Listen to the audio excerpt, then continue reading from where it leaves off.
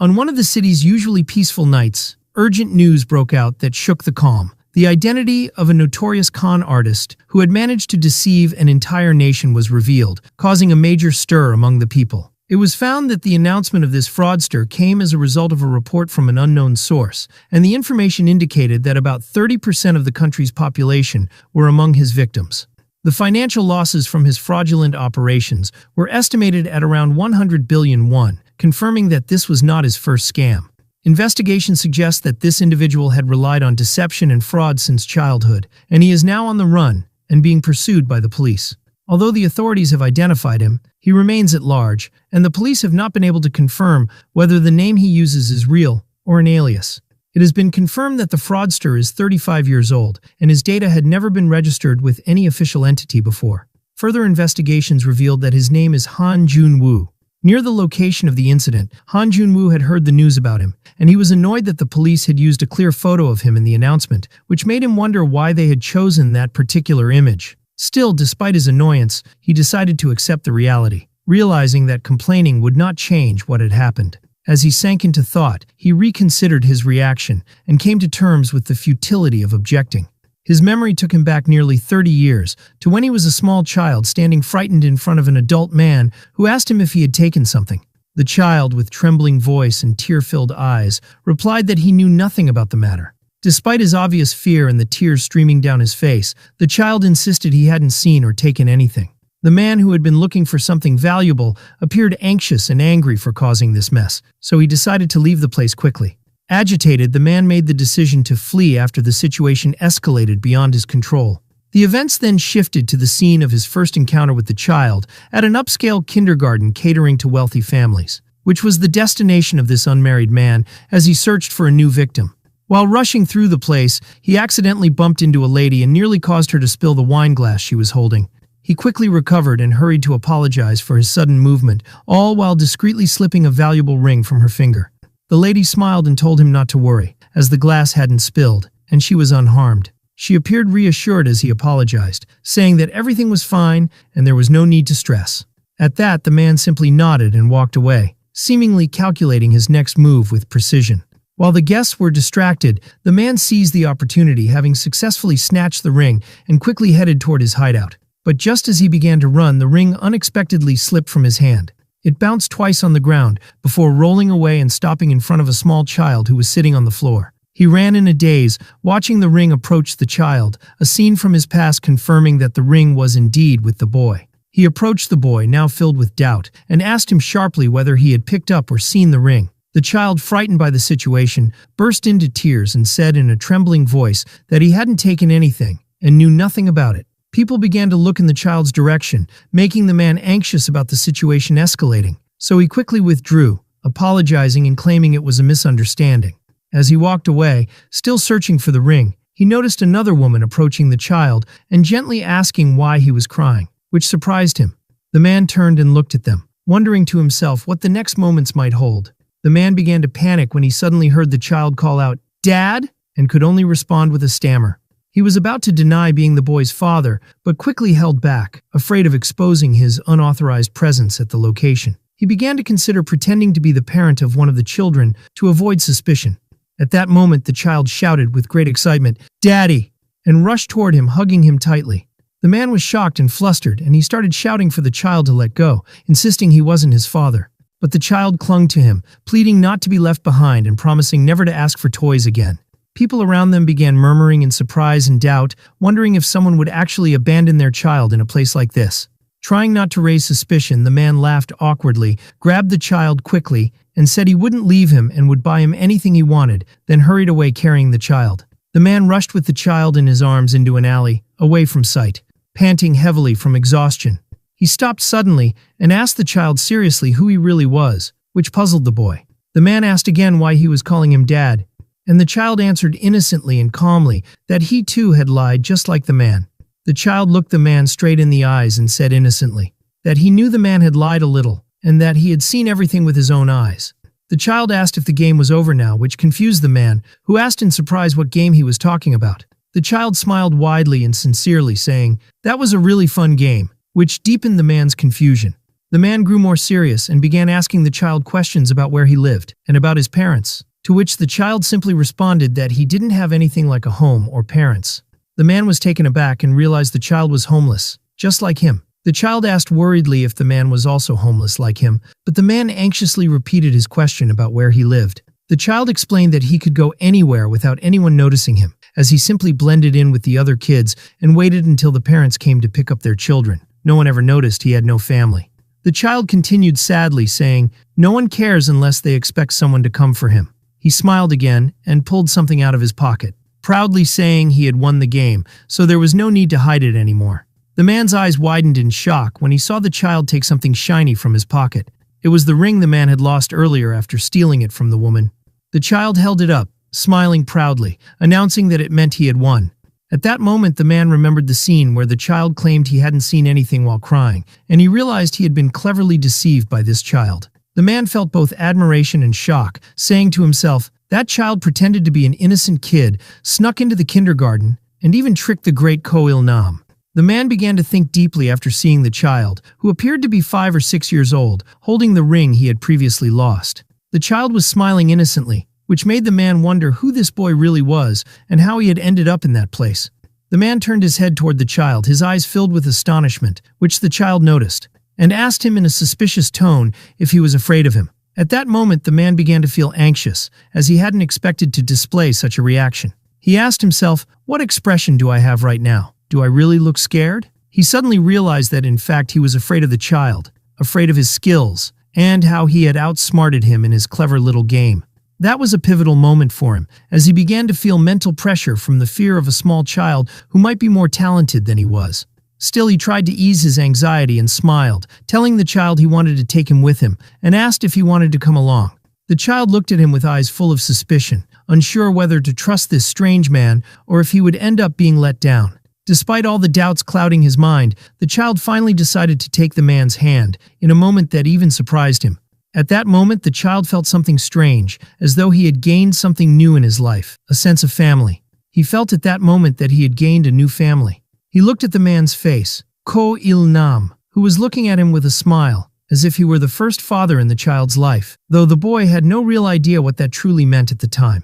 But the child felt something else too, something he didn't yet understand. When he began to sense that there might be more than one person who could be called Dad, 3 other men appeared from his past, making the situation more complicated than ever before.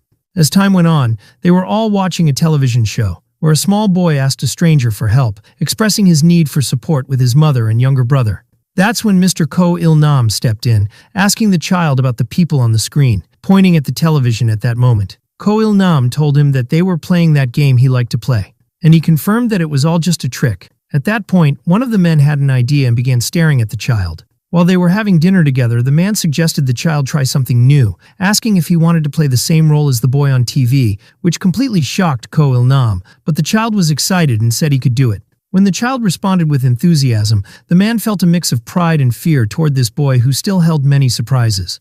Later, on another day, the child was looking up at the sky before encountering a passerby, which brought tears to the stranger's eyes, tears that reflected disappointment and internal conflict. When he looked at the child, he felt deep sorrow because the small boy was crying intensely, telling the man he needed money.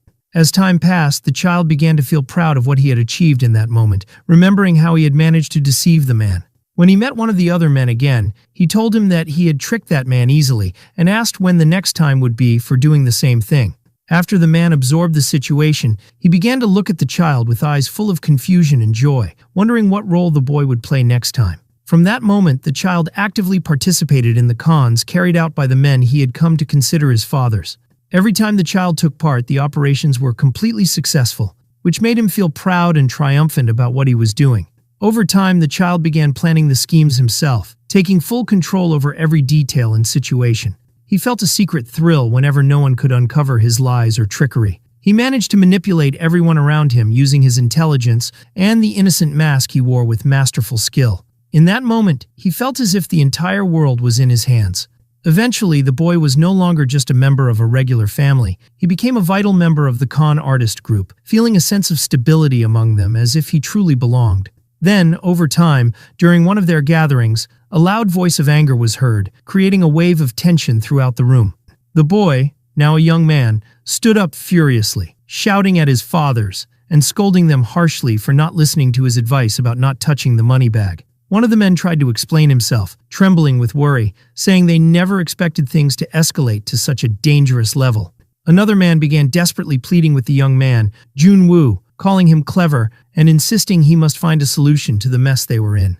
Junwoo responded with anger and despair, saying there was no solution, no way out, declaring that it was all over for good. Still, one of the men kept begging him to reconsider, asking him to find another way. But Junwoo stood firm, saying they had to stop immediately, or the end would be disastrous for them all. Everyone began pleading with him in desperation, reminding him that he was their son and asking whether he planned to escape on his own. Junwoo felt deeply hurt and disappointed by the situation, but was suddenly surprised when someone placed a hand on his shoulder, trying to calm him, telling him not to worry so much. When Junwoo turned around, he saw Ko Il-nam smiling at him calmly, reassuring him that it was time for them all to retire anyway. Junwoo was deeply moved by the moment, especially seeing Ko Il-nam's hands trembling. Inside, he thought that if he got caught this time, it would truly be the end for him, and that, in reality, he had grown tired of the con man's life. Then he began to remember how he had started down this path without even realizing it, and how painful that realization was for him now. He ended up in prison,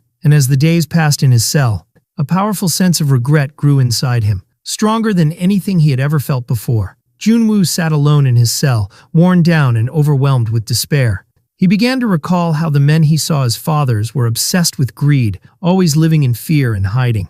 Now, in his exhaustion and intense weariness, he clearly saw that this was the inevitable end. Suddenly, he heard a loud voice call out, "My son!" which made him jump up and turn quickly, wondering what was happening. He looked toward the source of the voice with worry and fear, only to see one of the men standing before him unexpectedly. Junwoo was extremely shocked, staring at the man in front of him with utter bewilderment. At that moment, Junwoo looked at the table and saw Ko Il-nam smiling happily as he told him that his father had achieved satisfying results, joyfully pointing at a large piece of chicken he was holding. Junwoo stared at him in astonishment and confusion, wondering to himself if the man was really his father. Ko Il-nam continued laughing with great delight, proudly announcing his success in keeping the piece of chicken, which he considered a major achievement. Then he called out to Junwoo, telling him to hurry and eat now, since he would be starting high school and needed to eat well. Junwoo was extremely surprised by the man's words and started wondering to himself whether he really would become a high school student. In another room, one of the men was explaining a plan on a whiteboard, saying that they would disguise themselves as gangsters in Seonu High School to carry out a con. The man continued detailing the plan, pointing out that Junwoo would play a crucial role in the operation once school ended. Meanwhile, Junwoo was sitting quietly, listening to the explanation in complete silence and stillness. His hands folded and his eyes filled with deep thoughts about the plans and deceptions he was hearing. Suddenly, the man snapped at him angrily, asking whether he was even paying attention or if he was zoning out again. Junwoo refocused on the board and wondered to himself if this was the same operation that had taken place around 20 years ago. He spoke calmly and confidently, saying that this time, the principal would be his main focus. They decided to first meet the principal at the Incheon Hotel to gain his trust and complete a deal by having him sign a contract. Once the principal signed the fake contract they had prepared, they would move on to the next phase of their plan. At that stage, both Jang Jun-hwan and Park Byung-sik would appear in gangster disguises to intimidate the principal and force him to cancel the deal. As soon as the principal panicked, he would want to void the contract to avoid the scandal of being associated with gangsters, allowing them to blackmail him and demand payment for breaking the deal. One of the men smiled in amazement and asked if that was really all there was to it. Junwoo left the room, saying he didn't seem to have an important role here, which shocked those present as they wondered how he knew such specific details that hadn't even been decided yet. One of the men mocked the situation, saying he thought Junwoo had been going through teenage angst lately, but it seemed he had gotten his energy back. Then another man, with a sly look, said that Junwoo was the type to get excited the moment a new opportunity appeared. Back in the room he had just left, someone asked what had happened with the previous mission, and whether it had been successful, and another replied that it had ended a long time ago. At that moment, Junwoo was listening to them intently from behind the door. He let out a soft sound to express his frustration at what he heard before leaving the area. He entered the bathroom feeling deeply burdened and let out a long sigh that reflected his exhaustion with the situation. He washed his hands and face and began to reflect deeply on how what he had heard was indeed an operation they had carried out in the past. In that moment, Junwoo became completely certain that he had returned to the past once again. He stood there thinking about his life of 35 years, now realizing he was reliving a different reality, having returned to his middle school years. He looked in the mirror and questioned whether he had the ability to change his life, fully aware that both realities were equally real. Then he said to himself with determination that he couldn't allow himself to live the same life again. But as he was deep in thought, the door suddenly swung open and someone called out his name seriously, Han Jun-woo, which made him turn around quickly, startled and tense about what might happen next. The man entered the room and handed Jun-woo a file, saying calmly, "This is the mission you'll carry out next week." Jun-woo flipped through the pages while the man continued, explaining that his role this time would be large and important, and emphasized that they now believed he was capable of executing tasks on his own. Jun-woo muttered in acknowledgement of the mission's importance, but deep down he began to feel a sense of unease. The man warned Jun-woo very seriously that this mission was also extremely dangerous, and that he had to be very careful this time. He stated firmly that none of their missions were ever free from risk, urging Jun-woo to stay alert. Jun-woo smiled to himself, thinking he had expected that Jang Jun-hwan had prepared a very meticulous escape plan in case things went wrong. He looked at the list of people included in the escape plan: Jang Jun-hwan, Kim Kwang-soo, Lee Seok-jae, and Ko Il-nam. But he noticed that his name wasn't on the list. At that point, Jang Jun asked him with a sly smile if he suddenly felt scared of the mission. Jun-woo responded in a calm and confident tone, saying he wasn't afraid and that he had been handling such tasks efficiently for a long time. Jang Jun explained that the mission this time relied solely on Jun-woo's presence at the school because of the principal, warning him not to show his face too much outside the school. He also firmly warned Jun-woo not to form unnecessary friendships, since only he and the rest of the group would accept him. Upon hearing these words, Jun-woo recalled memories of his past life, when he used to plan and execute scams with absolute precision, rarely ever failing.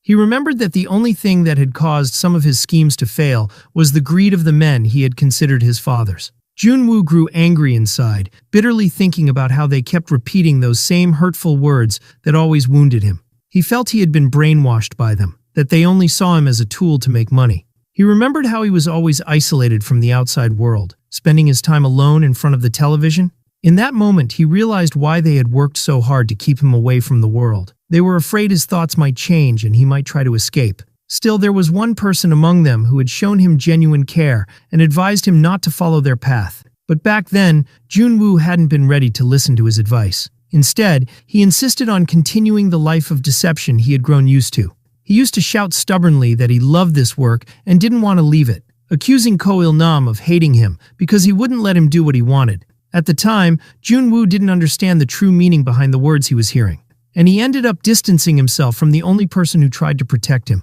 In a past conversation, he remembered how Ko Il-nam had gently told him that there were many other paths in life besides deception. When Jun-woo asked about those other paths, the man suggested several regular jobs, like being an office employee or a consultant, and then added enthusiastically, or maybe an actor. He offered him the idea of becoming an actor and smiled warmly, proudly saying that Jun-woo had always loved acting, something Jun-woo had never seriously considered before. Ko Il-nam turned toward Jun-woo with a gentle smile and called out to him softly. Then, smiling, he suggested they go have some meat together because Jun-woo looked a little down. While they were eating, Ko Il-nam laughed and said that Jun-woo had finally started to like anchovy soup, even though he used to hate it passionately. He then smiled, remembering how Jun-woo used to refuse to eat that dish in the past. But Jun-woo wasn't smiling, which prompted the man to ask him kindly if there was something he wanted to say. After a few moments of silence, Jun-woo finally spoke, calling him Dad, and Ko Il-nam responded with clear concern. Jun-woo looked at him with a sorrowful gaze and said seriously that he wanted to die. The next morning, the students gathered in the schoolyard preparing to leave for a school trip, all standing in 3 orderly lines. One of the teachers noticed some third-year students were missing and began to complain about the low turnout. The teacher also grumbled about the bad weather on the first day of the trip. Then he called out for Jun-woo, asking why he hadn't shown up yet. Jun-woo replied calmly, and with slight sarcasm, that he was already on his way. As they stood waiting, another teacher approached him, asking if all the second-year students were present, and reminded him to listen carefully to instructions upon arrival. At that moment, Jun-woo looked at his phone and found a text message from his father wishing him a good trip. He stared at his phone screen in silence, touched by the simple words. Soon after, the bus sped off toward the trip destination, and the teacher urged everyone to board quickly due to time constraints. When they arrived, the place where they were staying was under heavy rain and thick darkness. Inside the building, in a separate room, one of the teachers was complaining about the noise students made every time they came. He opened a box and said with a sly smile that what was inside made all the hassle worth it. The teacher pulled out bottles of alcohol from the box, smirking as he commented on the students' curiosity to try such drinks without knowing anything about them. He spoke to himself with a malicious grin about his plan to drink with some other teachers. But suddenly the door burst open forcefully and unexpectedly. The teacher turned around, shocked, wondering who had barged in so rudely. A furious student appeared, yelling at the teacher and saying he was deeply upset by his inappropriate behavior. The teacher stood up in anger, scolding the student and asking who he thought he was to dare raise his voice at a teacher.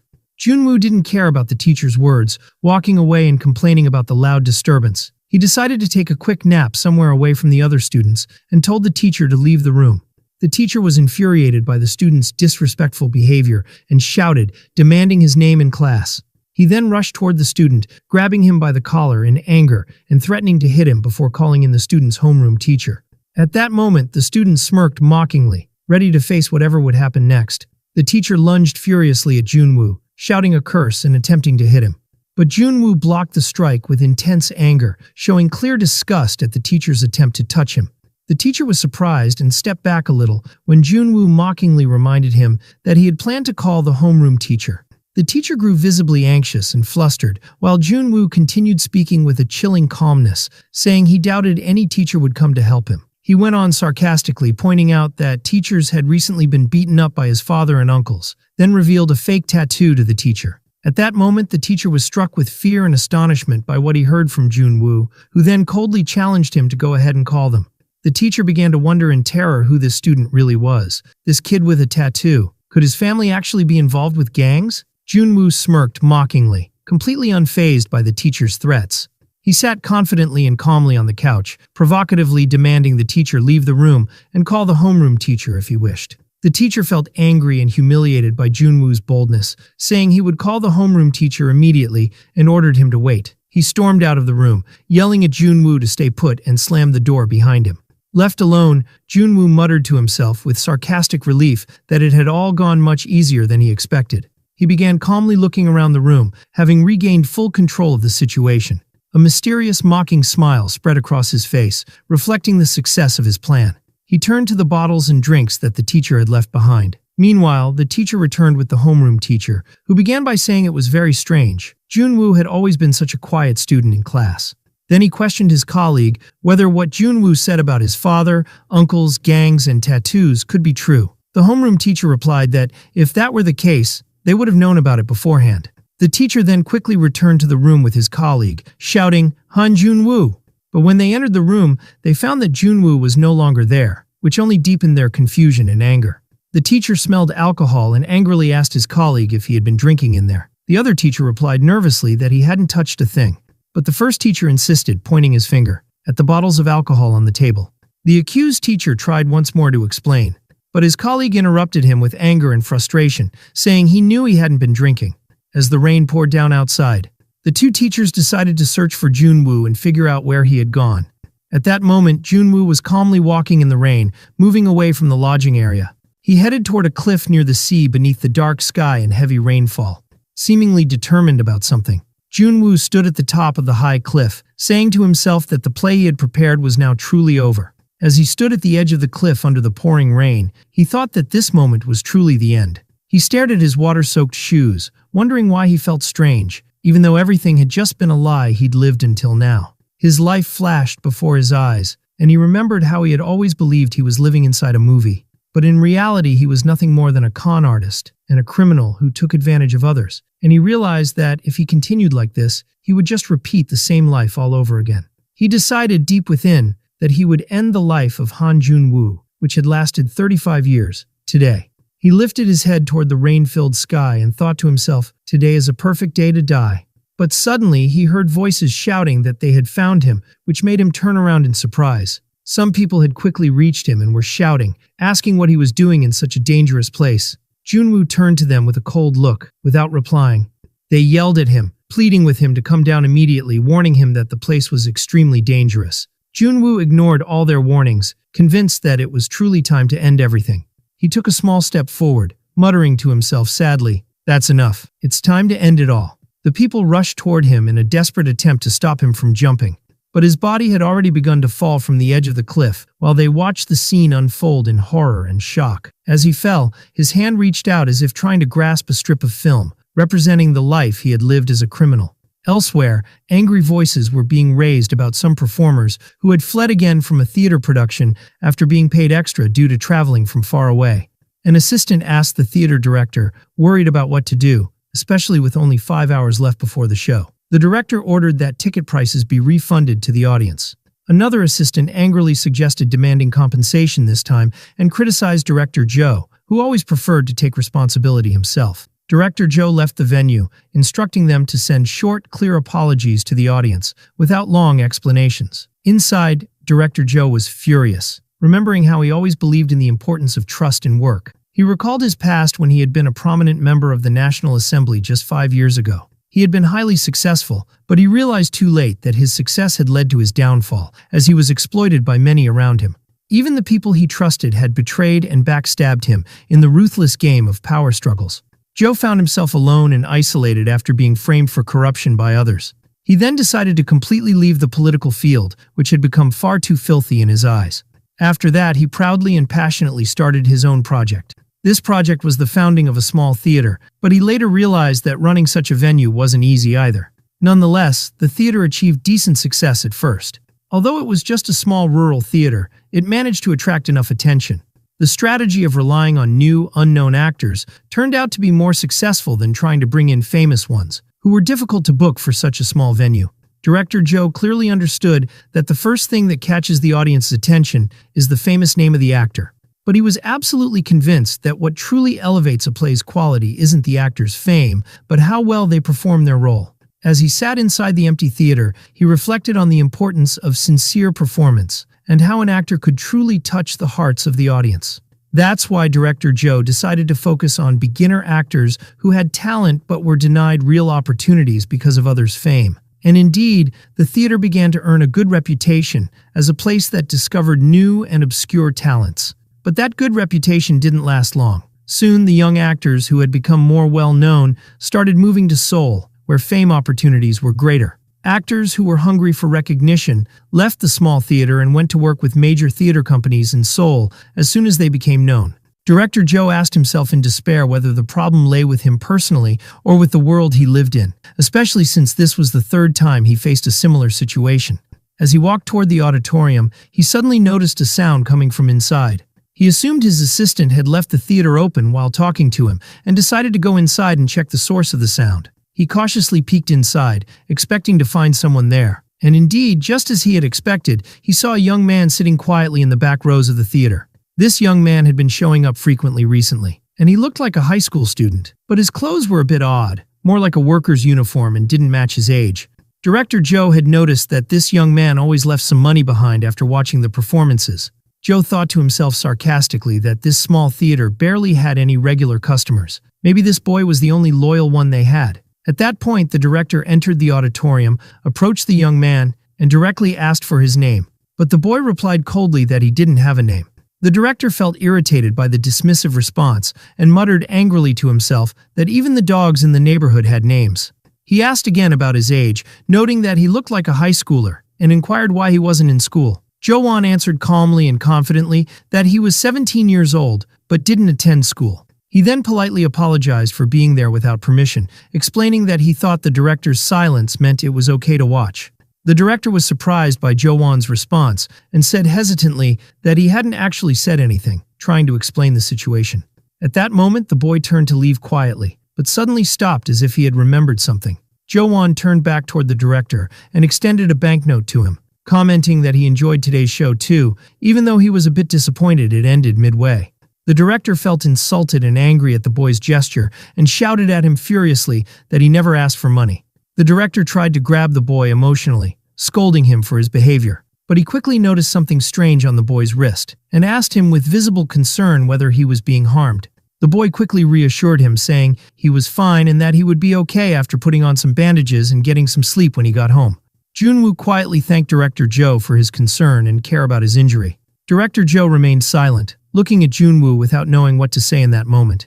After a brief awkward silence, Junwoo turned and gently said he would be leaving now. But Director Joe quickly called out to him, hesitating and asking if his interest was limited only to plays, which made Junwoo look at him in surprise and curiosity. Director Joe tried to quickly explain what he meant, saying there were also recordings and other scripts inside, but he grew flustered and couldn't express himself clearly. Director Joe felt embarrassed, thinking he sounded like a suspicious person trying to lure a child with candy, and let out a sigh of frustration. Junwoo turned to him again, puzzled by his hesitancy and obvious nervousness. Trying to regain composure, Director Joe calmly and sincerely asked if he could at least come in for some treatment. Junwoo hesitated for a moment and looked back thoughtfully, without giving a clear answer. Later in a small diner, Director Joe said kindly while looking at Junwoo that he thought he would keep ignoring him until the very end.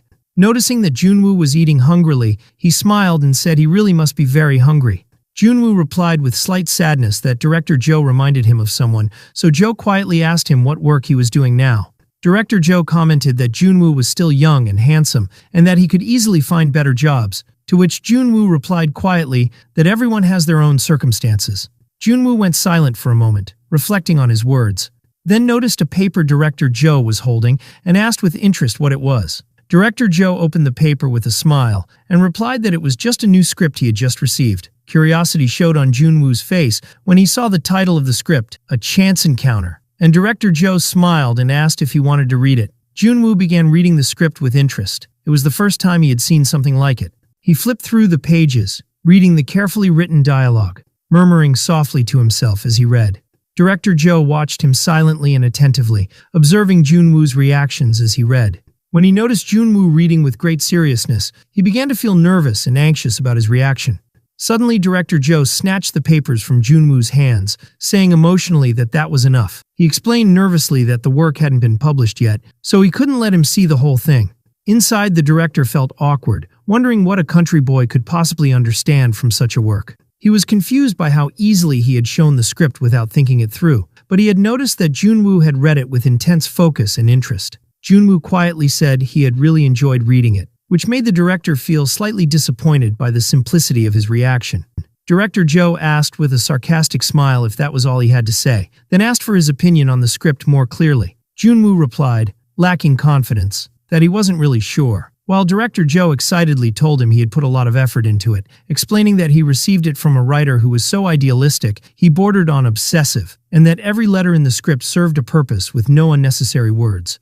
Director Joe looked at Junwoo with anticipation, then hesitantly asked if the reason for his lack of enthusiasm toward the script was because it was a romance. Junwoo responded honestly and calmly that that wasn't the reason, but rather that he wasn't sure if the script suited this particular theater. Director Joe was puzzled by the answer and asked Junwoo in confusion what he meant. Junwoo replied clearly and directly, saying, from the second line on the first page. Director Joe was taken aback and quickly grabbed the script to read the second line on the first page to verify Junwoo's words. As he carefully read the script, he was visibly stunned when Junwoo began reciting the details written about Jo Young's ideal character type in the script.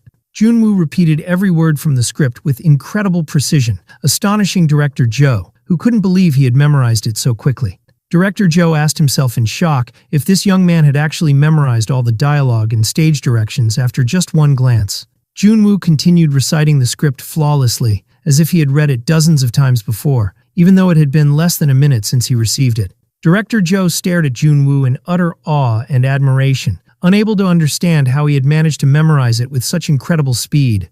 Then Director Joe asked again, in visible confusion, what this had to do with his theater. Junwoo explained clearly that the scene in the script required a wide space where 3 people walk and talk for about 30 seconds, which is roughly 20 steps, while the width of the stage in his theater allowed for only 13 steps. He added that using umbrellas in the scene would render the lighting ineffective, as the actors' faces would remain in shadow the entire time, diminishing the dramatic impact of the protagonist's entrance. He then suggested modifying the scene's location from a road near the school to a bus stop so the actors could stay in place logically without needing to shorten the dialogue. He also proposed a creative idea, having the protagonist enter with an umbrella and then turn it toward the audience to obscure his face, adding to the sense of mystery and anticipation. Junwoo paused briefly and said quietly, in the end, the scene has to look dramatic to the audience.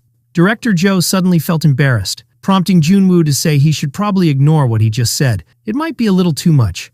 But Director Joe, who was listening with intense interest, handed the script back and seriously asked Junwoo if he wanted to continue. Junwoo didn't quite understand what he meant and asked, confused, "What do you mean by continue?" Director Joe calmly explained that he wanted to hear more of his thoughts and feedback on the script. Then Junwoo began reviewing the rest of the script again with intense focus, without saying a word.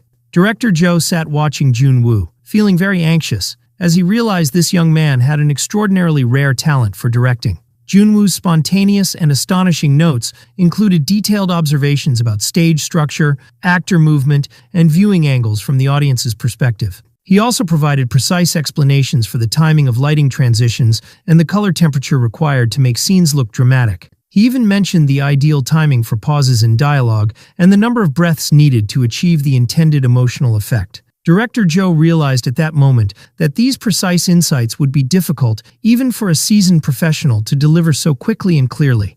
He became certain that Junwoo had managed to revise the script perfectly in just a few words to fit his specific theater and its limitations.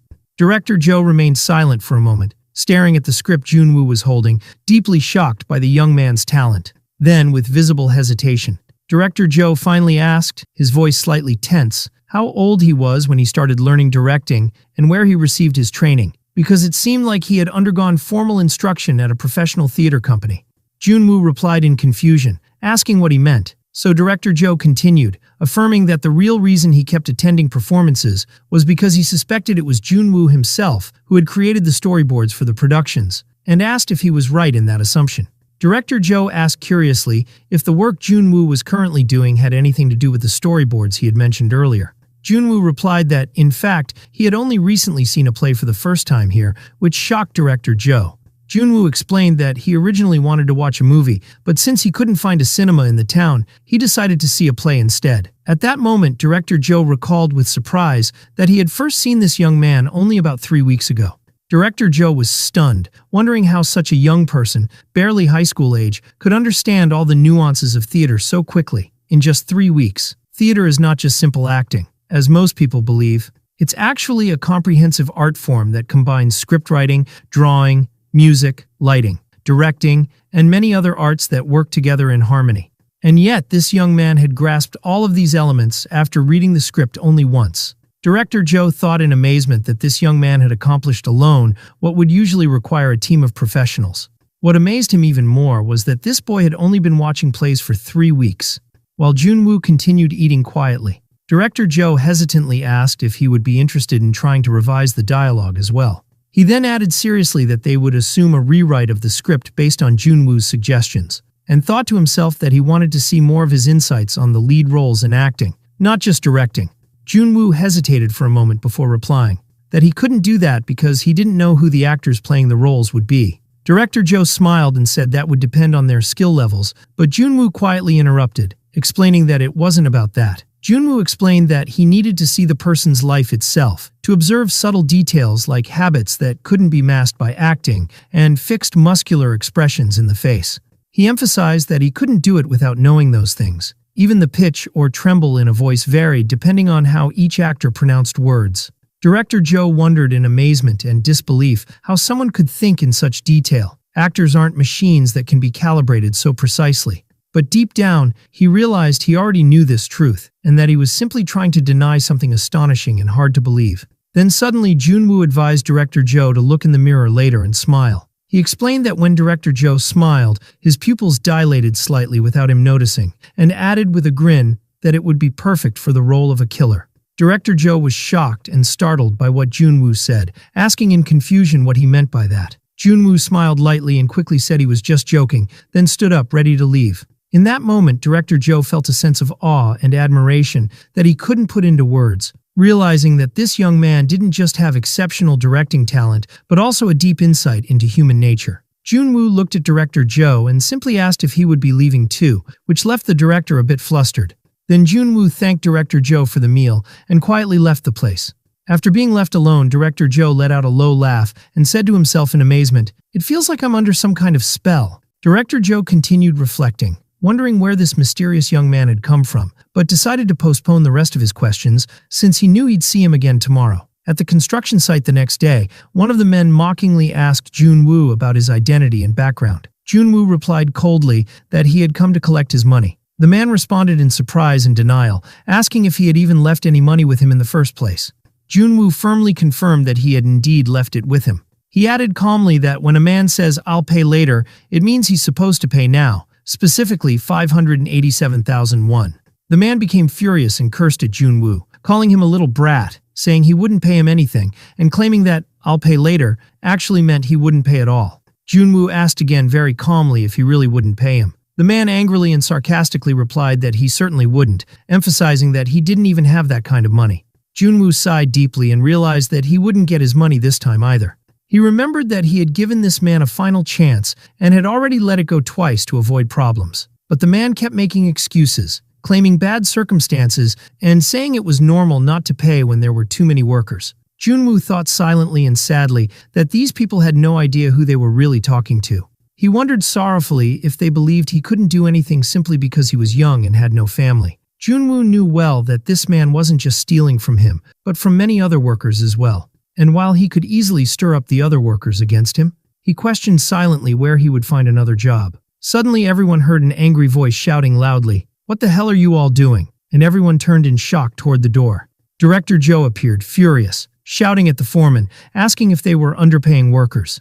A few hours earlier at the theater, one of the assistants had asked irritably about someone's absence, wondering why he hadn't arrived yet, while Director Joe waited anxiously for Junwoo, who was late for his usual appearance. In that same theater, the assistant had suddenly asked where a 17-year-old boy could be at this time of day, and noted that he should be in school. But Director Joe intervened, saying that the boy didn't go to school, but worked at a construction site. Then the assistant cleverly suggested, "Why don't you go to the site yourself, sir?" Which suddenly made Director Joe realize what he had to do. He concluded that, based on what he had said himself, the boy would surely be there now, at work. Suddenly, Director Joe rushed to the door, ignoring his assistant's call to stop and reminding him about an important meeting. Director Joe hurried with quick steps, scolding himself for not thinking of this earlier as he made his way to the construction site. He arrived at the site, panting heavily from running so fast. He paused to catch his breath as he looked around, wondering, "Is this the place?" Director Joe approached cautiously and gently opened the door, hearing voices speaking inside. He suddenly burst into the room, shouting furiously at the foreman for underpaying the workers, shocking the two men who were inside the room with Junwoo. The foreman turned and sat down in fear, while Junwoo looked at Director Joe in surprise, wondering why he was here. The man tried to stammer that outsiders weren't allowed in this place. But Director Joe continued speaking with intense anger, scolding the man and condemning their actions, accusing them of stealing from a young boy and saying they should be ashamed of themselves. Director Joe charged forward in a fit of rage, calling them useless insects and flipping the table in front of them, scattering papers everywhere. The two men were stunned by Director Joe's unexpected behavior and started shouting, asking what this angry man thought he was doing. Meanwhile, Junwoo stood perfectly still, showing no reaction at all, as if what was happening didn't concern him in the slightest. Director Joe noticed Junwoo's stillness and yelled at him in frustration, demanding to know why he was just standing there doing nothing. He immediately grabbed Junwoo's hand and dragged him outside, scolding him for wasting his time with people like them. After they had left the place and returned to the theater, Director Joe remained angry, muttering curses and calling those men damned. He then turned to Junwoo, expressing his deep surprise at how the latter was able to endure all of that without showing any anger or frustration. He asked if Junwoo wasn't upset about not getting his money and offered to report the men to the police so they could be arrested. But Junwoo calmly asked why Director Joe would do that for him. At that point, Director Joe explained in a firm, teacher-like tone that when an adult offers help, a young man should thank them instead of arguing. In that moment, Director Joe noticed that Junwoo had clenched his fists tightly, a clear sign of inner tension. He looked at Junwoo seriously and directly told him he wanted him to stop doing that kind of work and to work only with him at the theater. As he said that, Director Joe began to recall and calculate how much money he had lost over the past month. Junwoo noticed the sudden silence and asked in confusion why Director Joe had made that offer earlier. After a brief hesitation, Director Joe smiled gently and asked indirectly whether it wouldn't be better for Junwoo to stay here and watch the plays he loved. But Junwoo responded with confusion, wondering why Director Joe was so interested in him and why he was helping him since the day before. Director Joe quickly denied it was personal help, explaining that he was simply looking for a part-time employee after his last one quit unexpectedly. Junwoo smiled and asked sarcastically whether Director Joe really had enough money to hire him, especially since he always seemed worried about finances. This question annoyed director Joe, and he asked Jun-woo sharply if he was worried that he'd steal his money. Jun-woo replied simply and clearly that yes, he was worried about that, which made director Joe even angrier. Director Joe became more animated and shouted that he would pay Jun-woo's wages even if he had to work at the construction site himself. He then fell silent for a moment, recalling what had happened the previous day. At that moment, director Joe remembered some of the things Jun-woo had said and realized he couldn't recall all the details clearly, and that some things were still uncertain for him. But despite not remembering everything, the strong emotions he had felt at the time remained vivid in his mind. He resolved internally that he would not allow this talented young man to waste his life working construction, believing that everyone has a proper place where they truly belong. Even though he knew keeping Jun-woo by his side might be a financial loss for now, he was determined to do so. Jun-woo remained silent, listening to director Joe without showing any clear reaction. Then he asked director Joe quietly, recalling their earlier conversation, whether part-time employees at the theater also got a chance to watch the plays. At sunset, director Joe stood outside the theater feeling somewhat tense because Jun-woo was taking a long time to come out. The director waited for a long time, wondering why he was delayed, and began to consider whether Jun-woo might be more precise and organized than he had initially thought. It had been a week since Jun-woo started working at the theater. 3 hours earlier, director Joe had asked Jun-woo to organize the basement room, which was in a state of chaos, and had simply instructed him to stack everything on one side. Director Joe was growing angry as so much time had passed, 3 hours, and he had already planned to have dinner with Jun-woo after they finished. He began wondering to himself if Jun-woo had some form of obsessive-compulsive disorder. He quickly dismissed the thought as he walked down the stairs, saying to himself that the task shouldn't have taken more than an hour. He then entered the room, shouting angrily, and intending to ask why he was taking so long. But he froze in shock upon seeing the state of the room, and asked in astonishment whether Jun-woo had really done all of this himself. Jun-woo calmly pointed toward the bookshelf and said it had just fallen. Director Joe looked toward the fallen shelf, with theater scripts scattered all over the floor, and immediately imagined what might have happened. He pictured Jun-woo organizing the books when the shelf fell, scattering the scripts, and at that moment, Jun-woo lost his focus. But he quickly noticed that the rest of the room was organized very neatly and precisely. The books were beautifully arranged, and even the flowers were placed on the table with great care. Director Joe asked in confusion what exactly Jun-woo had been doing, and Jun-woo simply replied that he had just been trying to read the scripts. Joe was surprised and asked if he meant theater scripts, to which Jun-woo confirmed, explaining that he was only reading them with his eyes. Even more surprised, Director Joe asked again why the room was such a mess if he was only reading the scripts, and sarcastically added if he was putting on a solo performance or something like that. Director Joe then noticed that Jun-woo was holding a Russian play in his hand, and asked curiously why he had chosen that particular script. Jun-woo replied very simply that he had already read all the Korean scripts available in the room, which completely shocked Director Joe. Jun-woo pointed toward the neatly arranged shelves, and said that all the books placed there were the ones he had already read. Director Joe was stunned by this, and asked in disbelief if he had actually read all of those books. He asked again if that was why he was now reading the Russian script, and whether Jun-woo even understood the Russian language. But Jun-woo quickly clarified that he wasn't referring to the Russian script itself, but rather to the Russian dictionary on the shelf. He explained that he had only looked up the meanings of some words using the dictionary, which allowed him to understand the general content. Director Joe was filled with astonishment, wondering how Jun-woo could have organized everything so precisely based on just a partial understanding of a few words. Director Joe stood frozen, staring at the script Jun-woo was holding, realizing with awe the level of intelligence and skill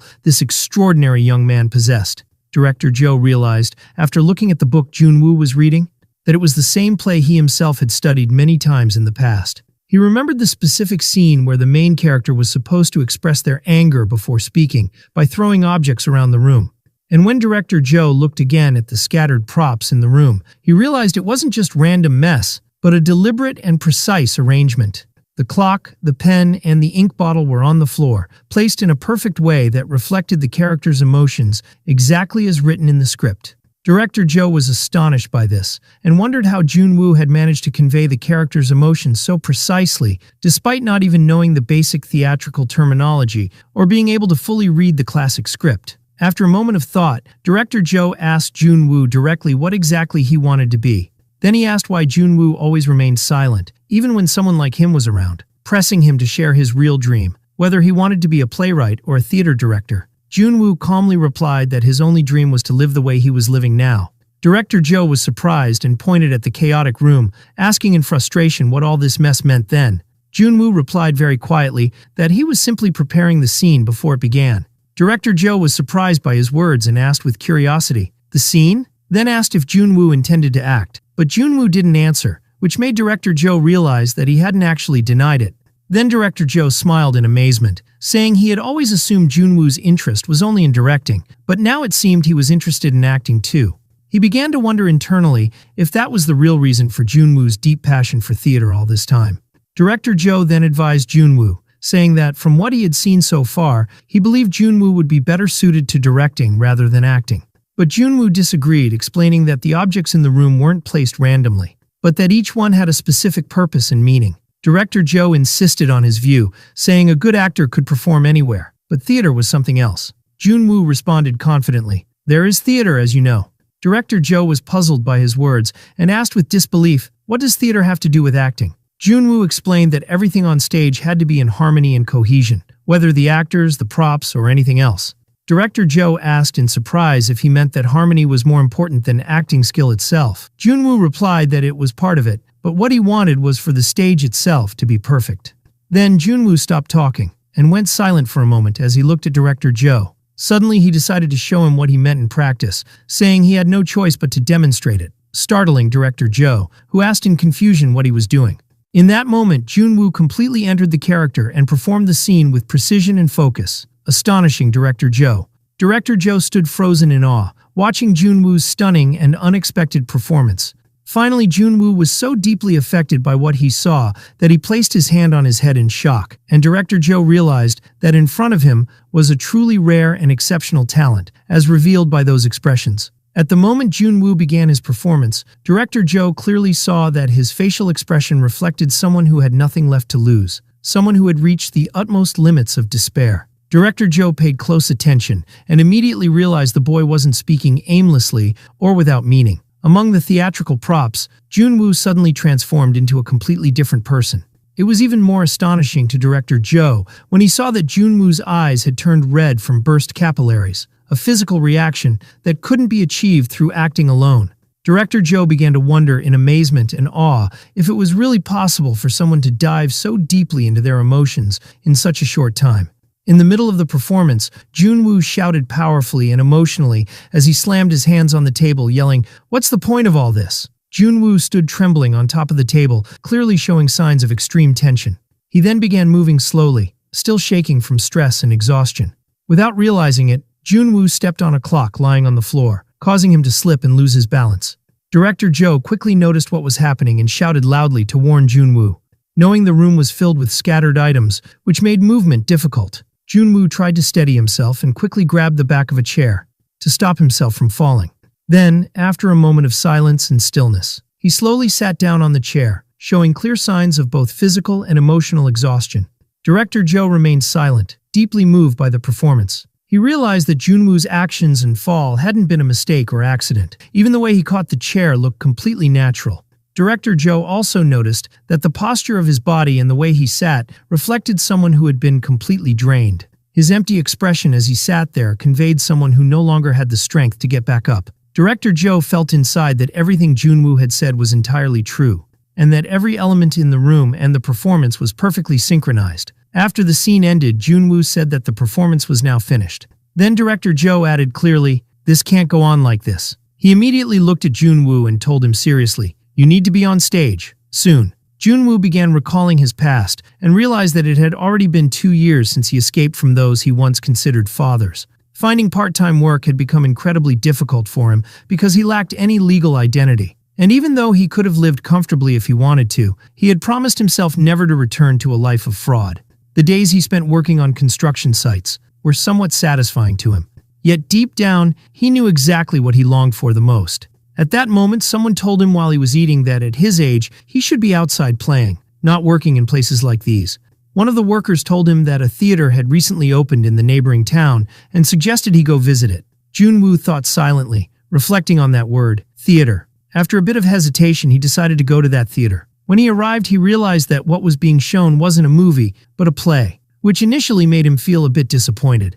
During the performance, he noticed the sound of a man sitting in the middle of the audience, sighing loudly. But he didn't pay much attention to that. What really mattered to him was the strange feeling that grew stronger as he watched the play. His initial disappointment about it not being a movie quickly faded, and he began to feel deeply moved in a way he hadn't felt in a long time. He discovered that the energy radiating from actors in real time and in front of a live audience was completely different from the magic of films.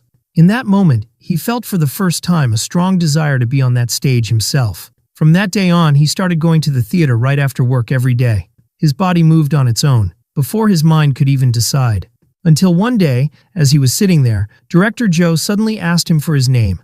When he didn't respond quickly, the director repeated the question firmly and insistently, wanting to know his name. Since then, the man who seemed to just be a staff member at the theater kept asking about him, even offering to let him come in for treatment and leave right after. Junwoo thought that the man's involvement was a bit intrusive, but not bad. His way of speaking was a bit harsh, but he was kind and clearly not someone who would hurt others. Even once, Director Joe grabbed Junwoo's arm and pulled him out of his workplace, scolding him and saying he shouldn't waste time with people like that. Junwoo was surprised and thought to himself in disbelief, are there still people like this in the world? Then he said to himself with sadness that this person must have lived a hard life too. Returning to the present, after another one of Junwoo's incredible performances, when Director Joe told him that things couldn't go on like this, he looked straight into Junwoo's eyes and said with absolute seriousness, "You need to get on stage immediately." As Director Joe reflected on what had happened, while Junwoo was arranging the props and beginning the scene, he honestly thought he didn't expect much from Junwoo's acting. He believed that emotions came from life experience, and that no matter how talented Junwoo was, he was still just a 17-year-old boy, and had limits to what he could portray. However, Director Joe was fully aware of Junwoo's exceptional intelligence, but he also knew that this was very different from innate artistic quality. But in that moment, Director Joe realized that his thinking had been narrow and limited. He understood that the abilities which had impressed him in Junwoo were merely preparatory tools for acting. Junwoo needed a real stage, not just a rehearsal room like this. But Junwoo himself quietly said, as he prepared the props, that he didn't want to go that far. Director Joe continued trying to convince Junwoo, passionately assuring him that his talent was incredible, and that if he trusted him and followed his lead, he could achieve great success. But Junwoo calmly replied that he liked his life as it was. As they left the room, Junwoo asked if all the scripts were kept in the rehearsal room, which made Director Joe ask again in surprise if he really didn't want to act. He just couldn't believe someone with such talent would refuse the stage. Junwoo simply replied that he just didn't want to become famous. Director Joe looked at him in disbelief, realizing that this young man was fully aware of his abilities and talent. He began to think that Junwoo's attitude suggested he knew exactly that fame would be inevitable if he started acting.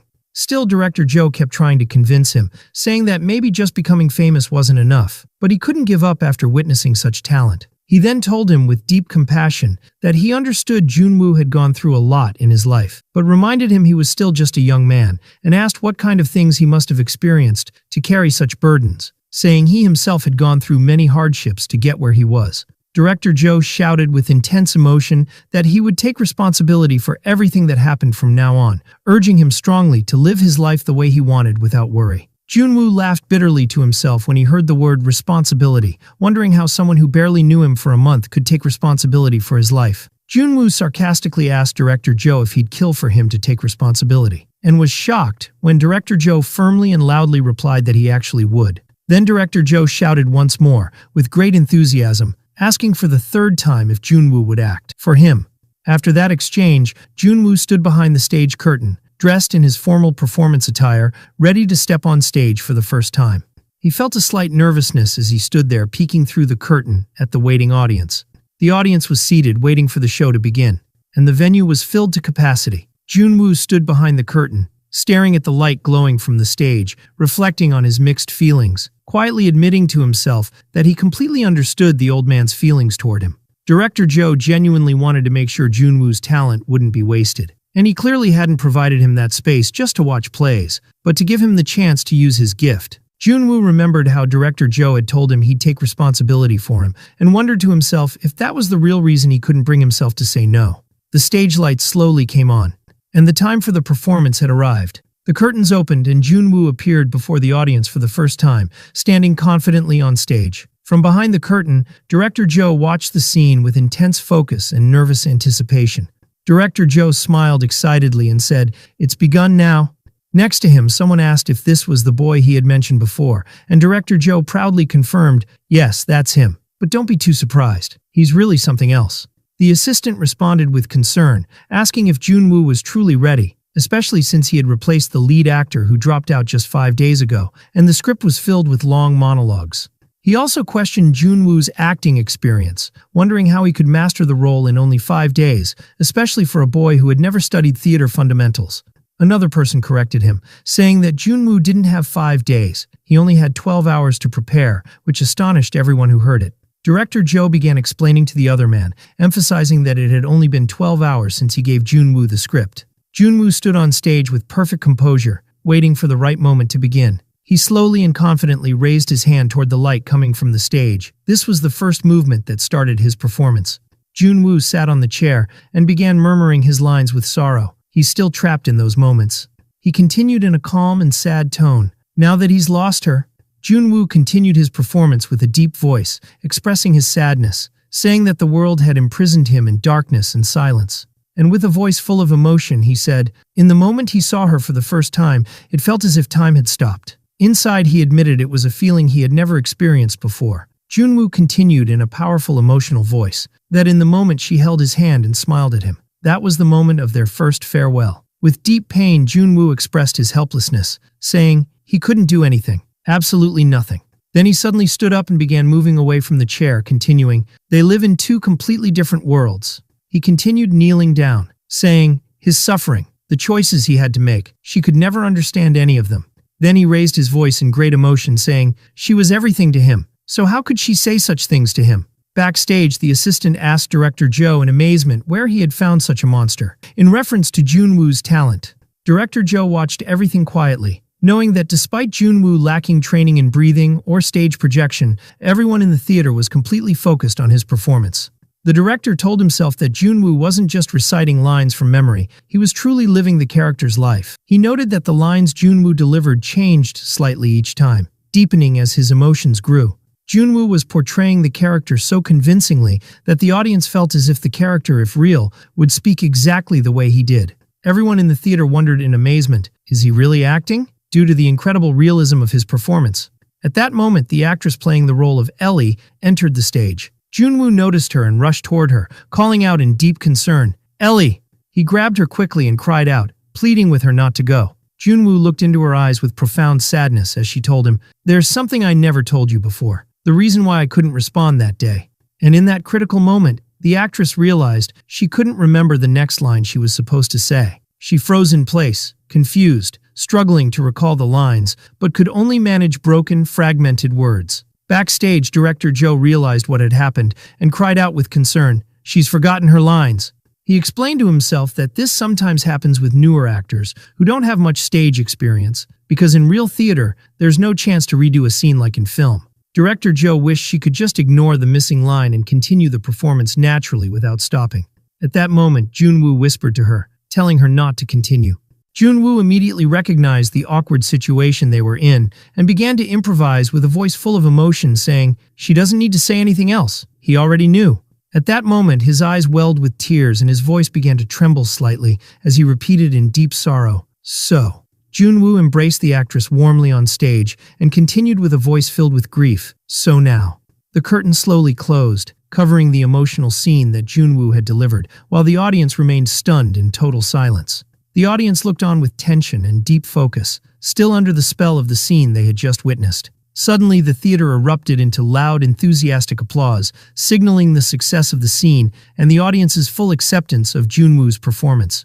Backstage, Junwoo stood beside the other actors in a state of shock and silence as they listened to the thunderous applause from the audience. Junwoo and the actress stepped away from the stage, feeling great relief that the scene had ended smoothly. Director Joe laughed in disbelief as he watched them from backstage, amazed that such a stunning performance had been prepared in just 12 hours. Director Joe recalled how actors usually needed a full 2 weeks just to analyze their character and understand the script, let alone memorize lines and coordinate their movement and props. He was utterly astonished, also remembering that Junwoo hadn't just memorized the script in a very short time, he had also managed to cover for the mistake made by the supporting actress during the performance. This moment served as further confirmation of the extraordinary talent this young man possessed. Meanwhile, the crew backstage were discussing with visible amazement the audience's extremely enthusiastic reaction after the end of the first act. They wondered how a 17-year-old boy could deliver such a high-quality, emotionally rich performance in such a short time. The director asked them if they had really noticed what Junwoo had done. He had altered the entire concept of the stage, the chair's positioning, the movement patterns, the lighting design, and even the color coordination. Hearing this, the assistant was surprised and admitted he hadn't noticed it until just now. The team was puzzled, and the assistant asked Director Joe if he had actually understood all the technical details Junwoo had explained. Director Joe honestly replied that he hadn't understood most of it, but he felt he had no choice but to trust him. After a moment of silence, Director Joe smiled quietly and confirmed one thing with certainty.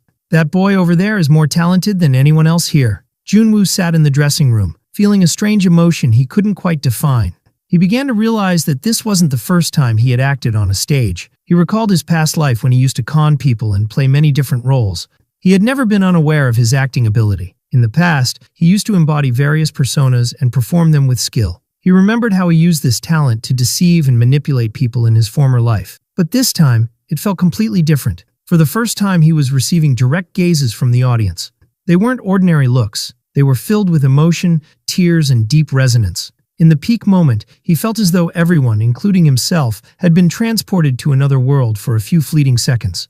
Junwoo realized that this second life of his was strange and unfamiliar to him. In his past life, he had decided to die, and even abandoned his name, believing he could live that way. But now, sitting under the spotlight on stage, he asked himself deeply, could I really do this now?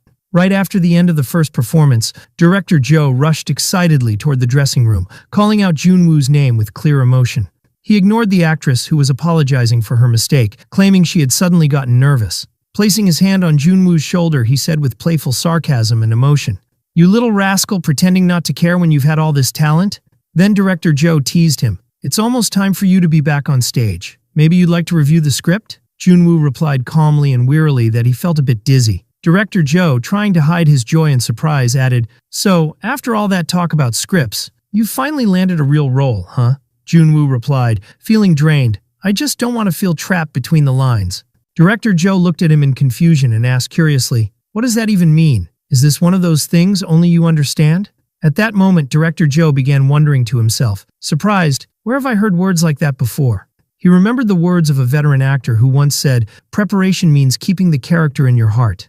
And if you stare too long at the script, you'll unknowingly become bound by it." He also recalled advice from a seasoned actress, who once said that if an actor could truly feel a character's emotions, the lines would come naturally. That's why she avoided looking at the script while filming. Director Joe smiled inwardly as he remembered that those insights had once sounded a bit pretentious, but they were really the product of over 20 years of acting experience. He couldn't believe such deep words were coming from a young man standing on stage for the first time, who had just finished his very first act. Still, he noticed that every word Junwoo spoke carried profound depth that couldn't be ignored, even though the young man still didn't know many basic theater terms. After some quick reflection, Director Joe realized that Junwoo had already surpassed his own level as a director, which left him feeling a bit puzzled and unsure how to deal with him going forward. Suddenly, one of the crew members entered the room and announced loudly, "The second act is starting now. Everyone get ready." Junwoo stood and walked toward the stage, then turned to Director Joe and gently said he needed to excuse himself. He added with a calm and reassuring smile, "I'll be back soon." Junwoo returned to the stage and performed the rest of the play with stunning brilliance, once again astonishing everyone. When the performance ended, Junwoo and the rest of the cast stood before the audience, who rose to their feet in applause, praising their exceptional performance. There was someone standing confidently among the crowd who finally felt he had found what he'd been searching for all his life. The next day after the performance, Junwoo sat alone in the rehearsal room, deeply absorbed in reading theater books and scripts. While he was lost in his reading, he heard a voice ask if he planned to spend his entire life staring at those books. Junwoo turned to see Director Joe entering the room, clearly concerned. "Where have you been hiding all morning?" Then Director Joe set a box full of books in front of Junwoo and asked, "Will these be enough for now?" Junwoo stared at the books Director Joe had brought him, visibly surprised. Director Joe gently encouraged him, saying that these books might not be very entertaining but would be useful, adding that he believed Junwoo had been feeling discouraged lately. At that moment, Junwoo remembered that in this small rural town there was only one library, Yasmin Library, which was far from the theater. He realized that Director Joe had gone all the way to that distant library in the hot weather just for him, which made him think that the director had really been affected by the offhand comment Junwoo made the day before. As Junwoo read one of the books, Director Joe sat watching him quietly from afar, observing how deeply immersed he was in reading. Director Joe began wondering to himself whether Junwoo truly needed to study these theories, or if doing so might limit his natural talent. But he soon accepted that this was the most he could do for Junwoo right now. As Junwoo continued reading, he quietly said, "This is interesting." Director Joe walked over to him and asked with a smile whether the books had helped him even a little. Junwoo replied calmly that it was the first time he had studied something like this, but he found it more enjoyable than he expected. Director Joe was surprised by his response and asked in disbelief if this was really the first time he'd studied these subjects. He then asked in confusion how someone who didn't know any of this could give the kind of performance Junwoo had. Junwoo replied in a deep tone, "Actors aren't the only ones who can act well." Director Joe didn't understand what he meant and asked in confusion, "What do you mean by that?" He then warned Junwoo to be more careful, saying that people like him can be easy targets in the outside world. Director Joe asked again what he meant, and Junwoo explained that the director was the type who threw himself into things without thinking. The director got a little emotional and asked when he had ever done something like that. Junwoo looked at him seriously and said bluntly, "You're doing it now." He continued calmly, telling Director Joe that he was helping him without knowing anything about him. The room went silent for a moment as Junwoo stared at Director Joe seriously. Then Junwoo suddenly set the book aside and asked, "Do you want me to become famous?" Director Joe clearly replied, "Not necessarily." He then added sincerely, "I just want you to live doing what you truly want to do." He continued with a faint sadness, saying it had taken him a very long time to realize that for himself. Junwoo looked at him attentively, listening to his words, while Director Joe went on hesitantly, saying that Junwoo might think he was trying to use him. But Director Joe assured him that even if Junwoo had messed up on stage, he still would have gone to the library to get him those books anyway. Junwoo smiled softly and assured him that he had never thought that way, and if he had, he would have drained this theater dry a long time ago. Junwoo sincerely thanked Director Joe for the books and told him he truly needed them. Director Joe asked in surprise if he really meant that, and Junwoo replied with a calm smile, "I really do." Inside, Junwoo promised himself that one day he would repay Director Joe for this kindness. And at that moment, during the sunset, Director Joe heard someone calling his name. "Hey, Director Joe Mansick." Director Joe turned around, surprised by the voice, feeling a bit tense and wondering who it was. The person approached and asked calmly if he was the one running the theater, which left Director Joe visibly stunned and anxious. Director Joe stood in front of the theater, puzzled and amazed, wondering why this particular person would show up in such a small place. The man greeted Director Joe and asked if he was the one managing the theater, and Joe again questioned silently, with clear confusion and anxiety. Why would someone of his stature come here? This man was from the famous NK Company, one of the largest entertainment firms, representing Korea's top actors. And this particular man was the one responsible for casting actors in major, successful drama productions. Though he wasn't an actor himself, his name was well known to the public due to the success of the projects he had cast. The man introduced himself clearly to Director Joe, saying, "My name is Choi Jae-min, a director at NK Company."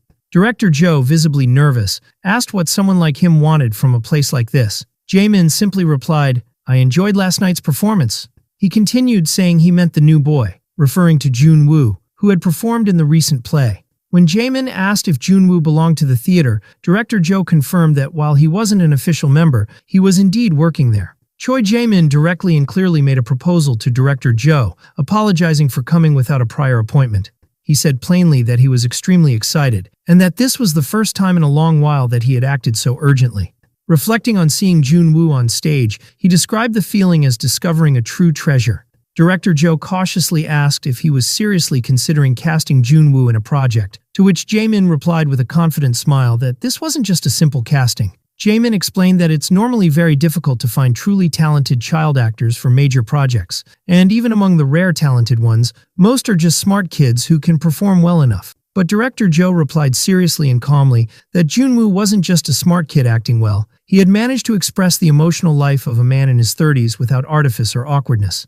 He added that, in truth, Junwoo had already surpassed that level. Jae-min was surprised and expressed his amazement, saying he never imagined that someone with such talent would be hiding in a place like this.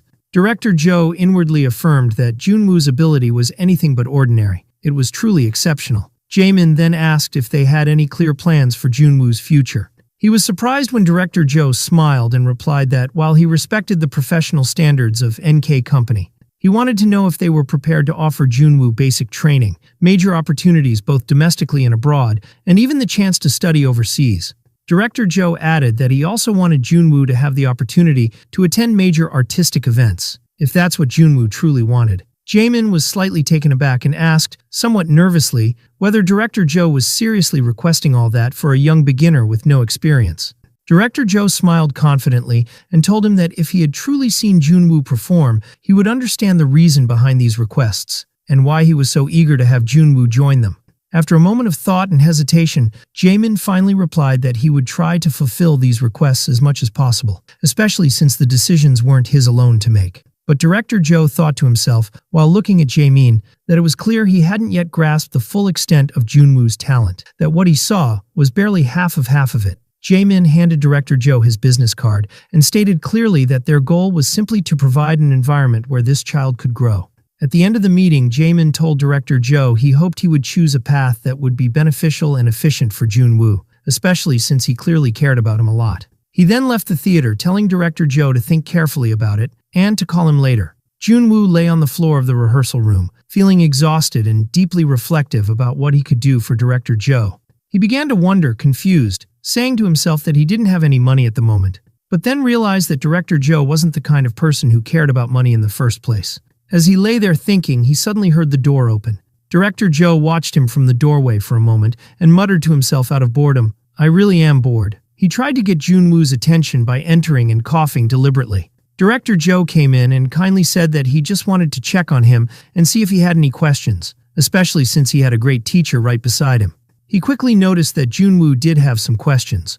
Junwoo pointed to a book he was reading and said that some of the translated dictionary definitions didn't quite match the examples used. Director Joe eagerly sat down next to him, confidently saying that although he only had 5 years of experience, he had studied the equivalent of 10. He looked at the text and excitedly said, "Has the moment finally come when I can help?" When Junwoo pointed to the section he was struggling with, Director Joe began staring at the text, puzzled, wondering what language the original was written in, and realized he had only ever read translated scripts. He stuttered a bit, then suddenly stood up pretending to have a stomachache, quickly leaving the room and telling Junwoo awkwardly that his stomach hurt and to keep reading.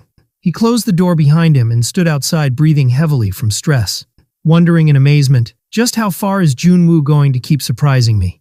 At that moment, Director Joe felt like he had finally gotten the image he always dreamed of, but was surprised at how quickly Junwoo was evolving, far beyond his expectations. He realized it was becoming genuinely difficult for him to control or guide such a gifted young man. Standing outside, Director Joe told himself with deep sadness that he had been through many failures in life, but this was the first time he had felt this incompetent. He began to wonder with growing confusion, to what extent can I really guide him with my limited abilities? After a moment, Director Joe returned to the room and found Junwoo handing him the book, saying humbly and respectfully that he didn't understand this part and wanted to be taught. Director Joe sighed in relief and joy because at least he knew this part well. Then he smiled and confidently said, "Luckily, I do know this part." Director Joe began excitedly explaining to Junwoo Brecht's fourth wall theory, explaining that it refers to an invisible wall separating the audience from the stage. He continued saying that Brecht's actors would sometimes break the fourth wall and speak directly to the audience.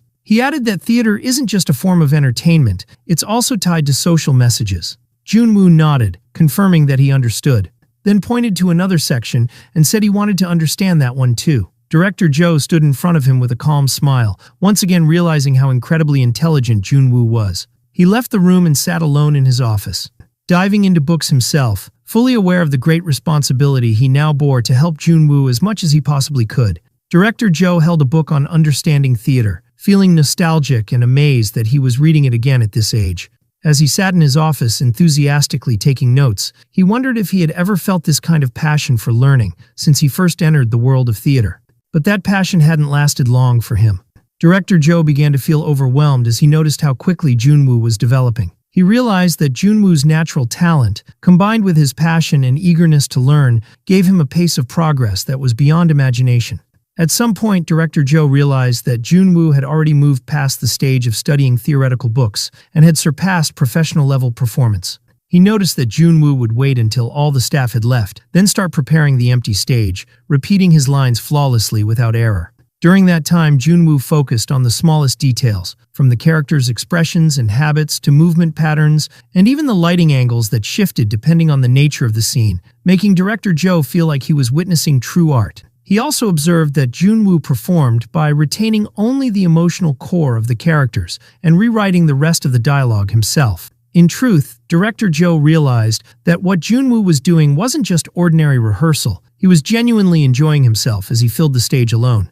While director Joe watched Junwoo perform on stage, he remembered the business card he had received from the NK company manager and thought that might be a better path for Junwoo. He made a phone call to NK's director and told him he wanted to put everything aside and speak face-to-face. Later, director Joe sat with Junwoo in a small restaurant, while Junwoo eagerly enjoyed his meal.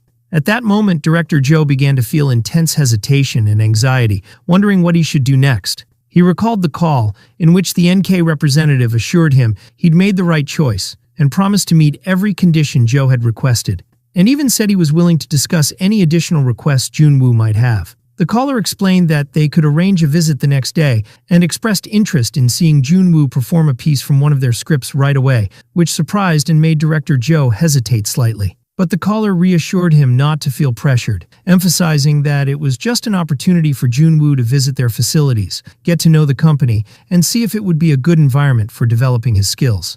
The caller confidently stated that given the exceptional circumstances, the agreement was practically guaranteed, and he thought to himself that no ambitious actor would refuse such an offer. But director Joe himself began to feel some doubt, wondering if Junwoo would accept so easily, based on his past behavior. Indeed, when director Joe later asked Junwoo if he wanted to go to Seoul, Junwoo replied coolly that he'd rather spend his time reading another play instead, which made director Joe say to himself that he had expected that answer. In that same restaurant, Junwoo noticed that director Joe wasn't eating and asked if he didn't want his food so he could eat it instead. This flustered director Joe a bit. Director Joe felt awkward about how much attention he was giving Junwoo and wondered to himself why he had become so cautious around this boy. Then director Joe asked Junwoo gently if he had ever been to Seoul before, and Junwoo simply replied that he hadn't. Director Joe was shocked and asked how he had gone his whole life without even visiting Seoul, and also asked if he had traveled anywhere at all. Junwoo confirmed that he had never traveled. Director Joe reacted strongly, wondering aloud how someone his age had never traveled even once in his life. But he quickly caught himself, realizing he had drifted off topic, and told himself he had almost lost sight of the real purpose of the conversation. He calmly asked Junwoo if he had at least heard of the famous 63 building in Seoul, explaining that he'd be amazed when he saw it. Director Joe began describing the 63 building with great enthusiasm, gesturing with his hands as he explained that it was a 63-story building.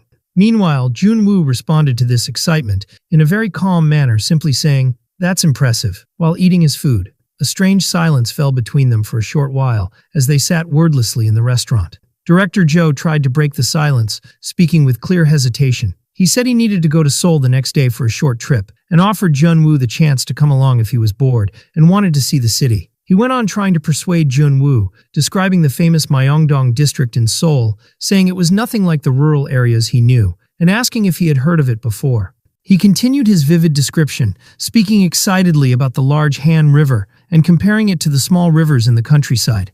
Junwoo didn't respond with a single word. He simply kept eating in silence. Director Joe grew slightly uneasy at Junwoo's silence and began justifying his words with visible hesitation, trying to hide his discomfort. But Junwoo suddenly asked, in a direct and unexpected tone, whether he wanted to get rid of him that badly. This surprised Director Joe, prompting him to quickly deny it, saying that he simply wanted him to enjoy the visit to Seoul. Junwoo, however, stated bluntly that he was disappointed. Then he added with a sarcastic question, "Where was this enthusiasm before?" which left Director Joe visibly tense and staring at him in confusion. Director Joe began to feel deeply anxious, wondering if Junwoo already knew what had happened.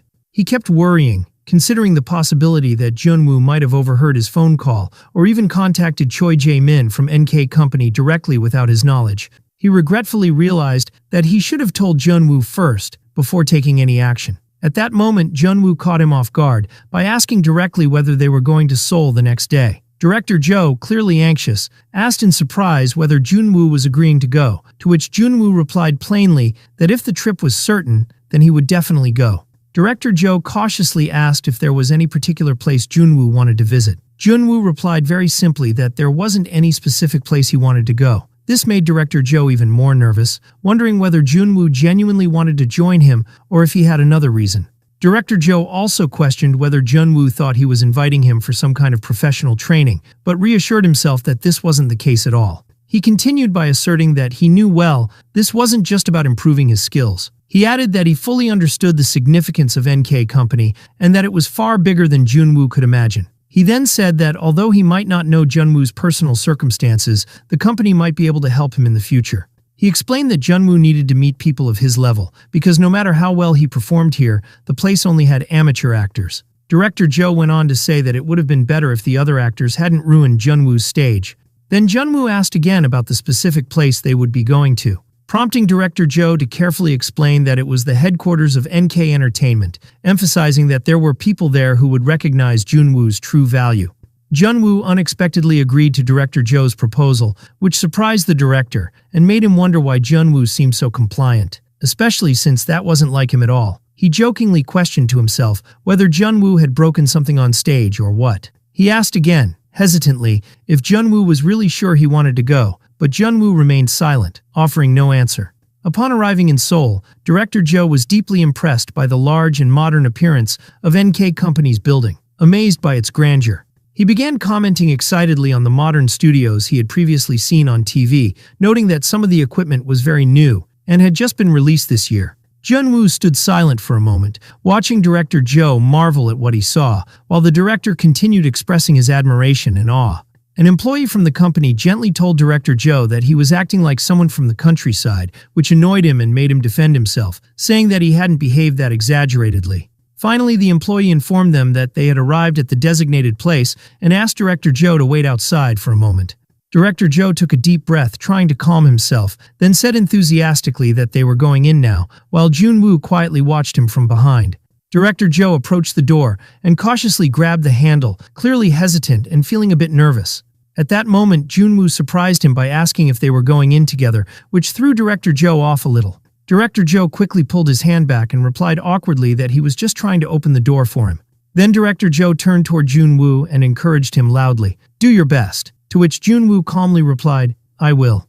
As he entered the room, Junwoo was greeted with polite and clear words welcoming him. Choi Jae-min, who was seated inside, continued speaking with a smile. "We've been waiting for you." Choi gently gestured to Junwoo, inviting him to sit directly across from him. At that moment, Junwoo realized internally that this person was Choi Jae-min from NK Entertainment. Then Junwoo turned to see the person sitting next to Choi and was very surprised when he recognized who it was. That person was the famous NK Entertainment star actor, Gil Junho.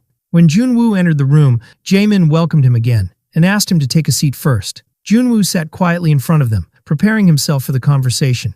Next to Jae-min was the star actor Gil Junho, considered one of NK Entertainment's most prominent talents. In fact, these events took place before Gil Junho became a big star, but even then, he was very popular among film enthusiasts. At that time, Gil Junho was active as a supporting actor who stood out, but he wasn't the type who usually appeared in places like this. Junwoo immediately understood that Gil Junho's presence here wasn't a coincidence. He had been brought in intentionally. Gil Junho observed Junwoo for a moment, as Jae-min directly asked for his name. Junwoo calmly replied that he didn't have a name yet, and that he was about to choose one.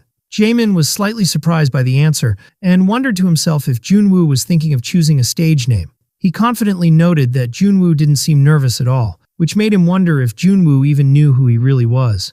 But after a moment of thought, he figured maybe Junwoo hadn't heard of him since he lived in such a remote place. Jae-min began the conversation seriously, saying they could get to know each other gradually, and told Junwoo that he had seen his performance before and had been very impressed. He then asked how long he had been doing theater, and Junwoo simply replied that the performance had been 2 weeks ago. Jae-min was surprised by the reply and confirmed that he had indeed seen the performance, but he meant when Junwoo had started acting in general. But Junwoo calmly confirmed that it had truly been his first performance, which left Jae-min wondering in shock if he had heard correctly. Jae-min's astonishment grew as he questioned whether Junwoo was really saying he had only started acting 2 weeks ago.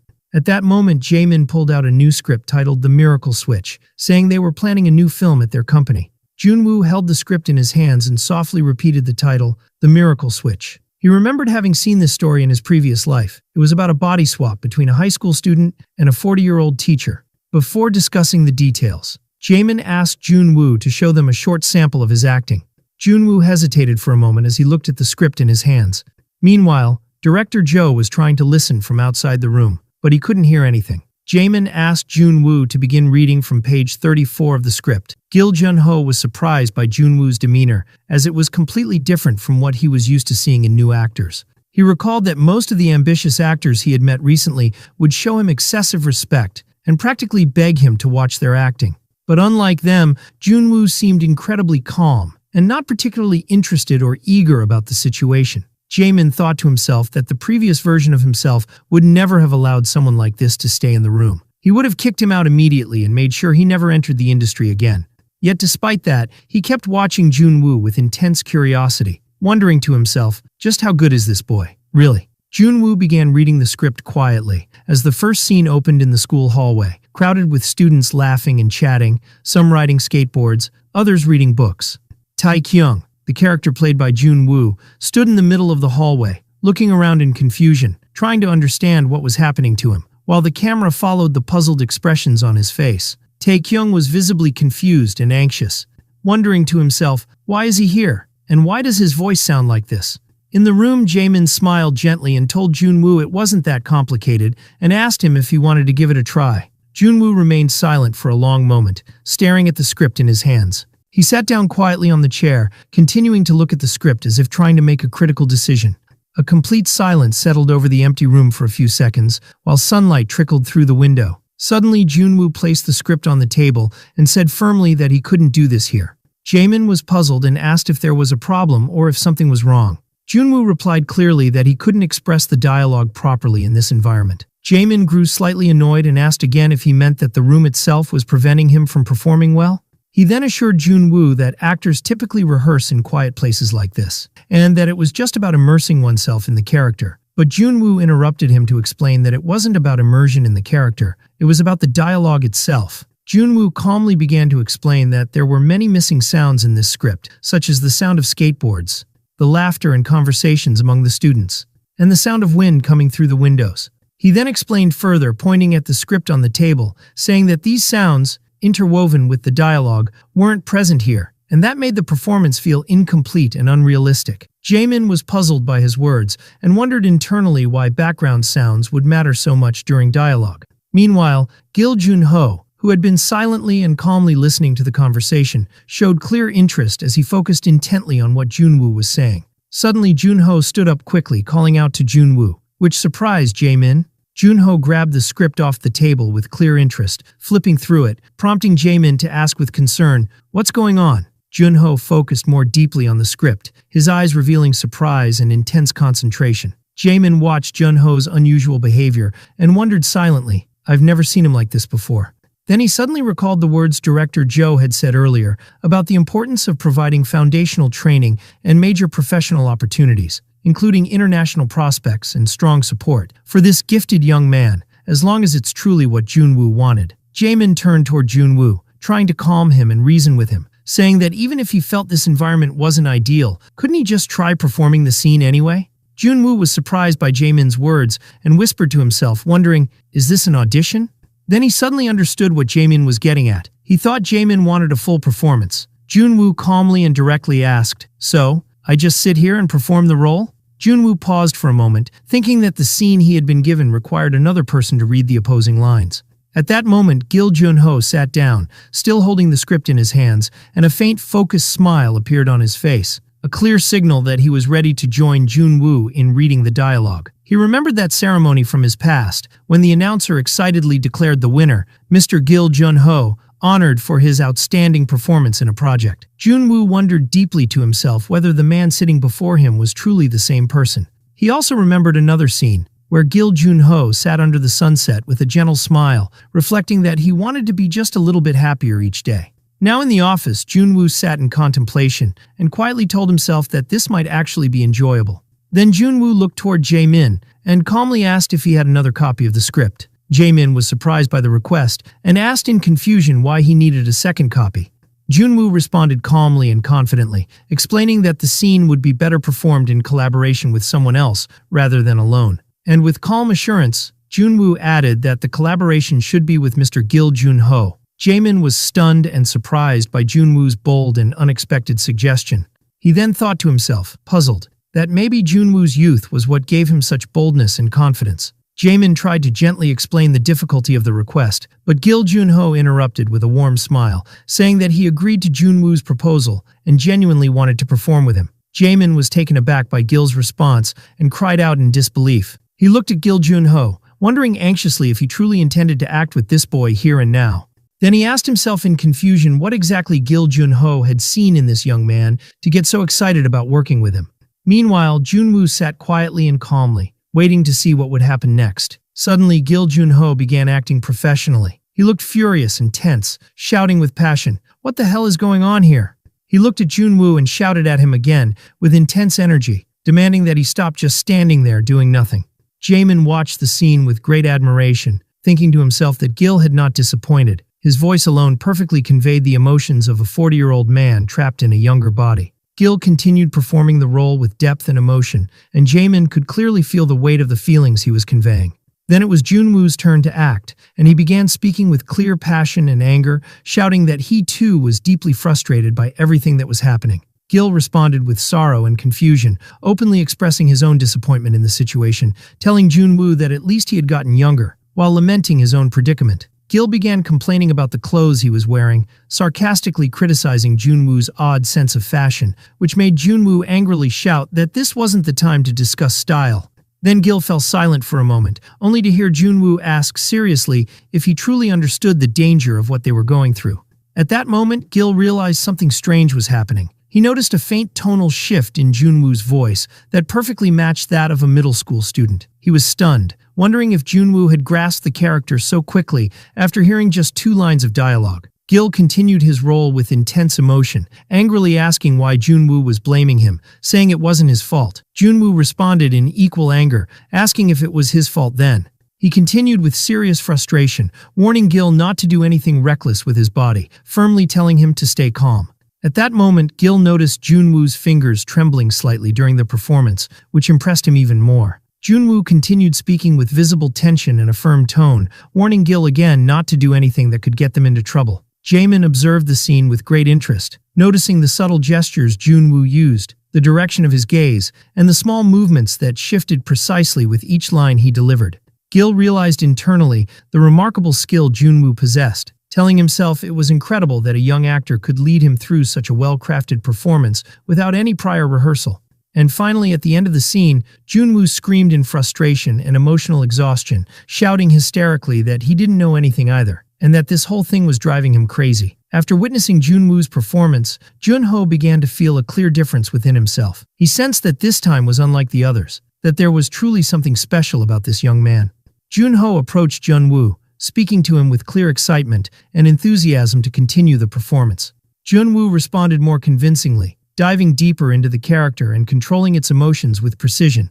At that moment, Junho stood still for a while, staring intently at Junwoo, as if trying to analyze the secret behind what made him so unique. Then Junho admitted to himself that he could no longer tell who was leading and who was supporting in their scene, and he realized that if Junwoo chose to stand out more, Junho's entire performance might be overshadowed.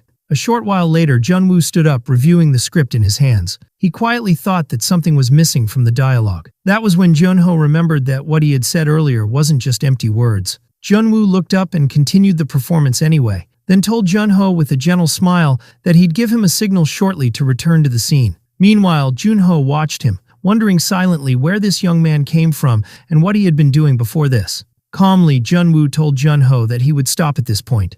The two of them then stood together in the room in complete silence, without any movement or further words. The room suddenly felt incredibly spacious amid the stillness. Finally, Junwoo spoke with a quiet smile, telling Junho that acting with him felt completely different from acting alone on stage. He sincerely thanked him, saying he truly enjoyed the experience.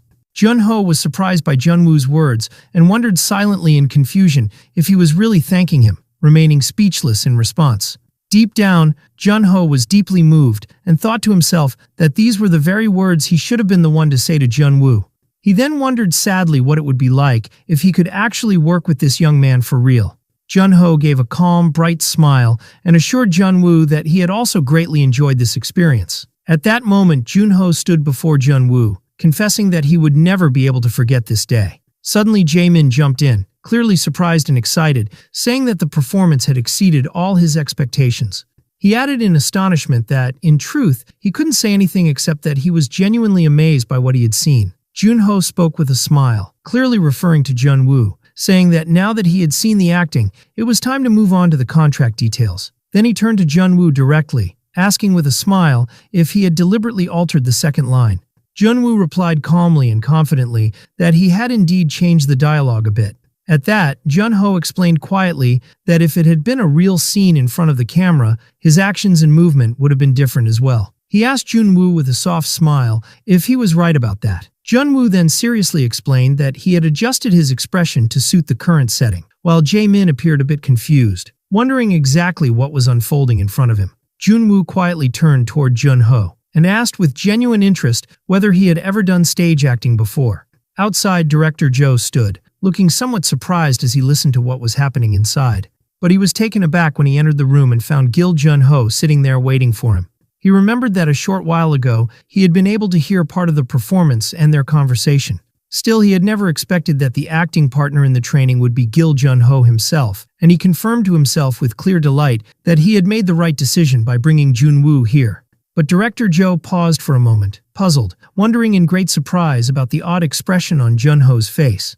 Then it suddenly occurred to him that Jun-ho's discomfort might have something to do with the way that young man behaved. Finally, Gil Jun-ho spoke with a smile as he looked toward Director Jo, asking whether Director Jo actually ran a theater. The director confirmed that he did indeed own a theater in the countryside. Gil Jun-ho then asked about the kind of productions he had done there. When Gil Jun-ho began speaking with Director Jo, the director appeared confused, expressing that he didn't fully understand why Jun-ho was asking about his small theater. Gil Jun-ho smiled calmly and explained that he was simply wondering if he could perform on that stage. At that moment, Director Jo was deeply shocked inside, amazed by the idea of such a giant actor performing at his theater. Director Jo then cautiously began discussing the conditions with Jun-ho, explaining that his request was quite exceptional and that he might not be able to afford his participation due to the theater's current financial situation. Gil Jun-ho responded with a calm and confident smile, assuring him that money wasn't an issue for him at all. He then stated clearly and with great enthusiasm that he was simply curious and deeply interested in participating at that theater. Director Jo was once again surprised internally, wondering in disbelief what Jun-ho meant by that, repeating the thought in his mind. He then asked Jun-ho if he had already reached an agreement with the boy, Jun-woo, to which Jun-ho quickly confirmed that he had just finished talking with him. Director Jo responded by saying that if that was the case, then there wouldn't be any problem. But Gil Jun-ho interrupted him and asked calmly whether the boy only worked at his theater, expressing his astonishment at the boy's talent and saying it was hard to believe that Jun-woo belonged to just a small local troupe. Jun-ho quickly apologized when he noticed Director Jo's discomfort, assuring him that he hadn't meant to offend him. Director Jo admitted that he understood those feelings very well and had once felt the same way himself. He added with an awkward smile that the word active was a bit vague when used to describe Jun-woo's activity. Director Jo then clarified that in fact, he didn't know everything about Jun-woo's life, as the boy spent most of his time alone reading books and theater scripts. He also admitted that he couldn't even be sure what Jun-woo was truly absorbing from those books.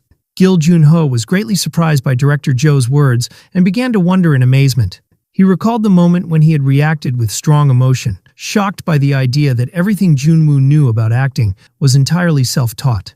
Director Jo smiled when he saw Jun-ho's reaction and said calmly and confidently that it was simply a natural talent, and that trying to uncover the secret behind it, whether by himself or by Jun-woo, would only be a waste of time.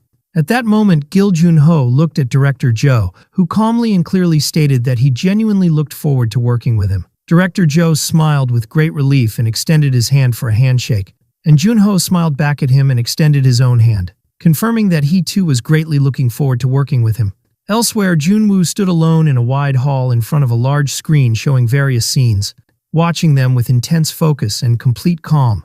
The screen displayed a variety of clips, including a historical scene with two people talking, a school student looking extremely frightened, a touching moment of a small child petting his dog, a woman praying with deep emotion, and finally a scene of a large explosion with a man falling from its impact. Jun-woo remained still, standing silently in place, his eyes intensely fixed on the large screen before him. He began to recall that performance with Gil Jun-ho, replaying its details in his memory. Junwoo stayed in his place without showing any clear reaction. Meanwhile, Jaemin approached Junwoo and called out to him, causing Junwoo to turn toward him with slight surprise. Jaemin began smiling warmly as he looked at Junwoo with a friendly gaze and gently asked if he was truly not interested in the offer presented to him. He continued speaking, trying to persuade Junwoo by saying that there were many opportunities that would be hard to come by elsewhere, not just the chance to participate in productions. Junwoo remained silent for a short while, looking thoughtfully into the man's eyes without showing any clear reaction. At that moment, the man seemed discouraged and apologized very politely, saying he was truly sorry. Then Jaemin continued speaking with visible sadness, saying this was the first time he had felt such deep disappointment. Even so, he extended his hand to Junwoo, offering him his business card, and kindly asked him to contact him if he ever needed help with his performance, or if he changed his mind later. The next day, Junwoo stood staring at the large NK Company building, remembering the man's offer, while the man's words continued to echo in his mind. But Junwoo quickly looked away from the massive building, feeling a bit tense, as he told himself that it all felt a bit too rigid to him. At the theater, Director Joe was busy fixing a few things using a metal wrench, asking himself aloud if it was all truly over. He spoke to himself in an audible voice, expressing his amazement at the possibility that the young man and Gil Jun-ho might both perform in a joint production on his stage. At that moment, Junwoo entered the theater, and Director Joe noticed his early arrival, asking him in surprise why he had come so early in the morning. Junwoo replied calmly, pointing to the other workers present and asking why Director Joe was doing these tasks himself. Director Joe smiled as he waved his hand, telling Junwoo to go ahead and start his practice, as he was handling other matters. But he quickly corrected himself and clearly told him to take a rest, recharge, or go play somewhere for a while. Director Joe stopped working and turned toward Junwoo with a slight smile. Then he asked Junwoo, tapping the stair railing lightly, what his thoughts were now. Junwoo was slightly surprised by the director's words and could only respond with a soft, surprised, "Oh." Director Joe continued speaking, assuring Junwoo that he had noticed everything he had been doing and that he hadn't just been silently watching.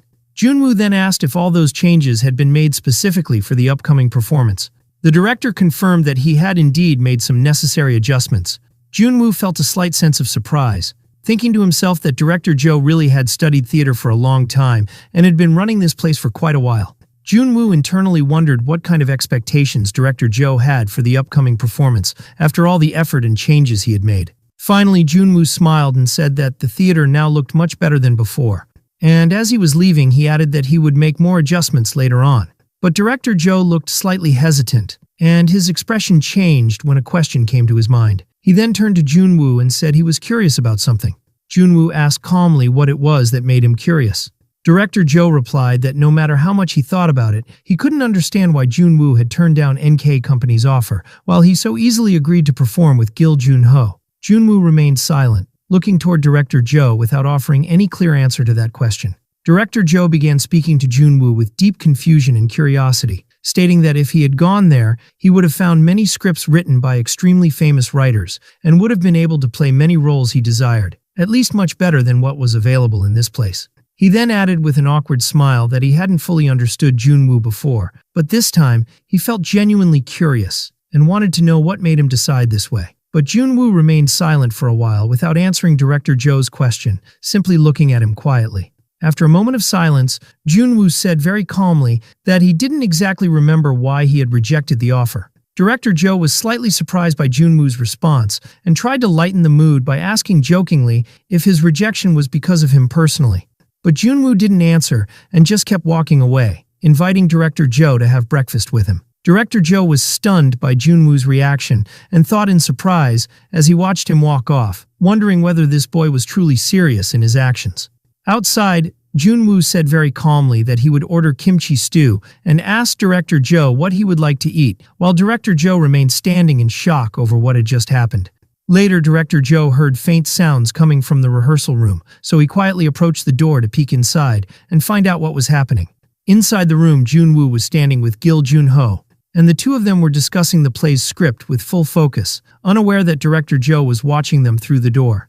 Director Joe began to wonder to himself with deep confusion whether Junwoo was truly passionate about theater, or if he was obsessed with something else entirely. Gil Jun-ho continued jotting down notes meticulously as he listened to Junwoo's thoughts about the script. Director Joe thought to himself that if someone else were to witness this scene, they'd instantly believe it was part of a stage performance, especially since it was being performed by the professional actor Gil Jun-ho. He began to recall that morning, when he entered the theater while yawning loudly and calling out to everyone, "Good morning." Gil Jun-ho had rented a place near the theater to practice daily for the play, and he would arrive at the theater earlier than Director Joe himself, never showing any signs of fatigue. Shortly after Director Joe arrived, Gil Jun-ho greeted him briefly and then quickly left the room to take a phone call, leaving Director Joe feeling slightly bewildered.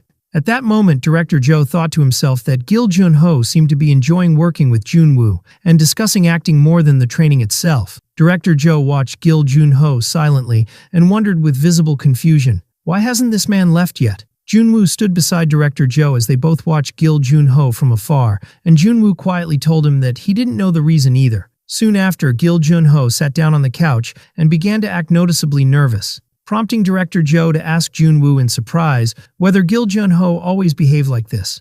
When Jun-woo asked what he meant by always, Director Joe clarified jokingly that he was referring to the tense and annoyed expression on Gil Jun-ho's face during practice. Jun-woo replied calmly that it only happened sometimes, while Director Joe thought to himself that he had expected Gil Jun-ho to be more rigid, but he turned out to be friendlier than he had anticipated. Gil Jun-ho approached Jun-woo with the play script in his hands, ready to continue the discussion.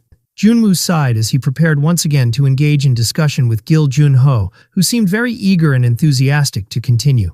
After a short while, Jun-woo told Gil Jun-ho calmly and clearly that there was no point in continuing this discussion, because even if he tried to present it in his own way, it wouldn't come out the way Gil expected. Gil Jun-ho looked seriously at Jun-woo, who told him very clearly that he needed to find his own way, by himself.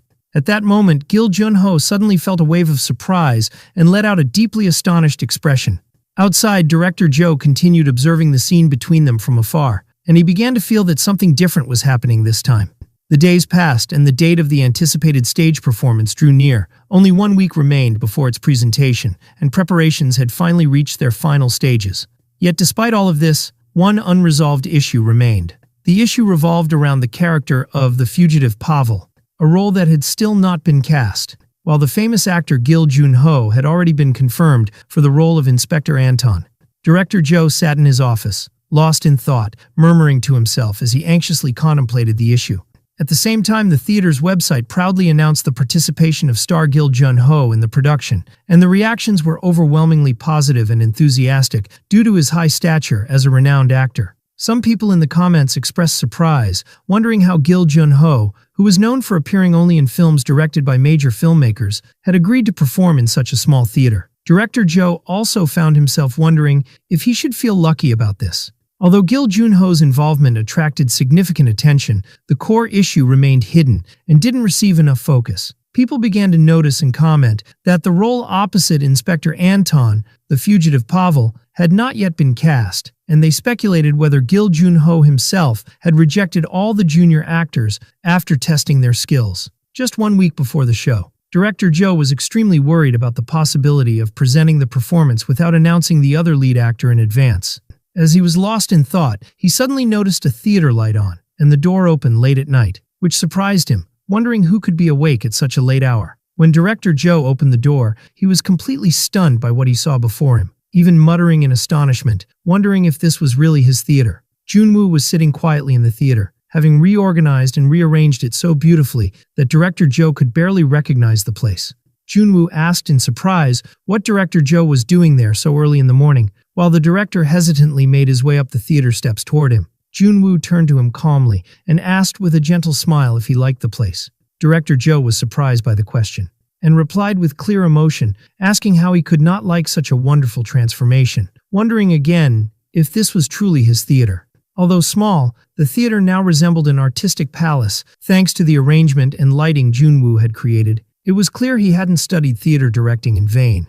Director Joe was amazed by Jun-woo's ability to create such an extraordinary atmosphere without relying on expensive equipment. Jun-woo simply explained that he had just built upon the modifications that Director Joe himself had started.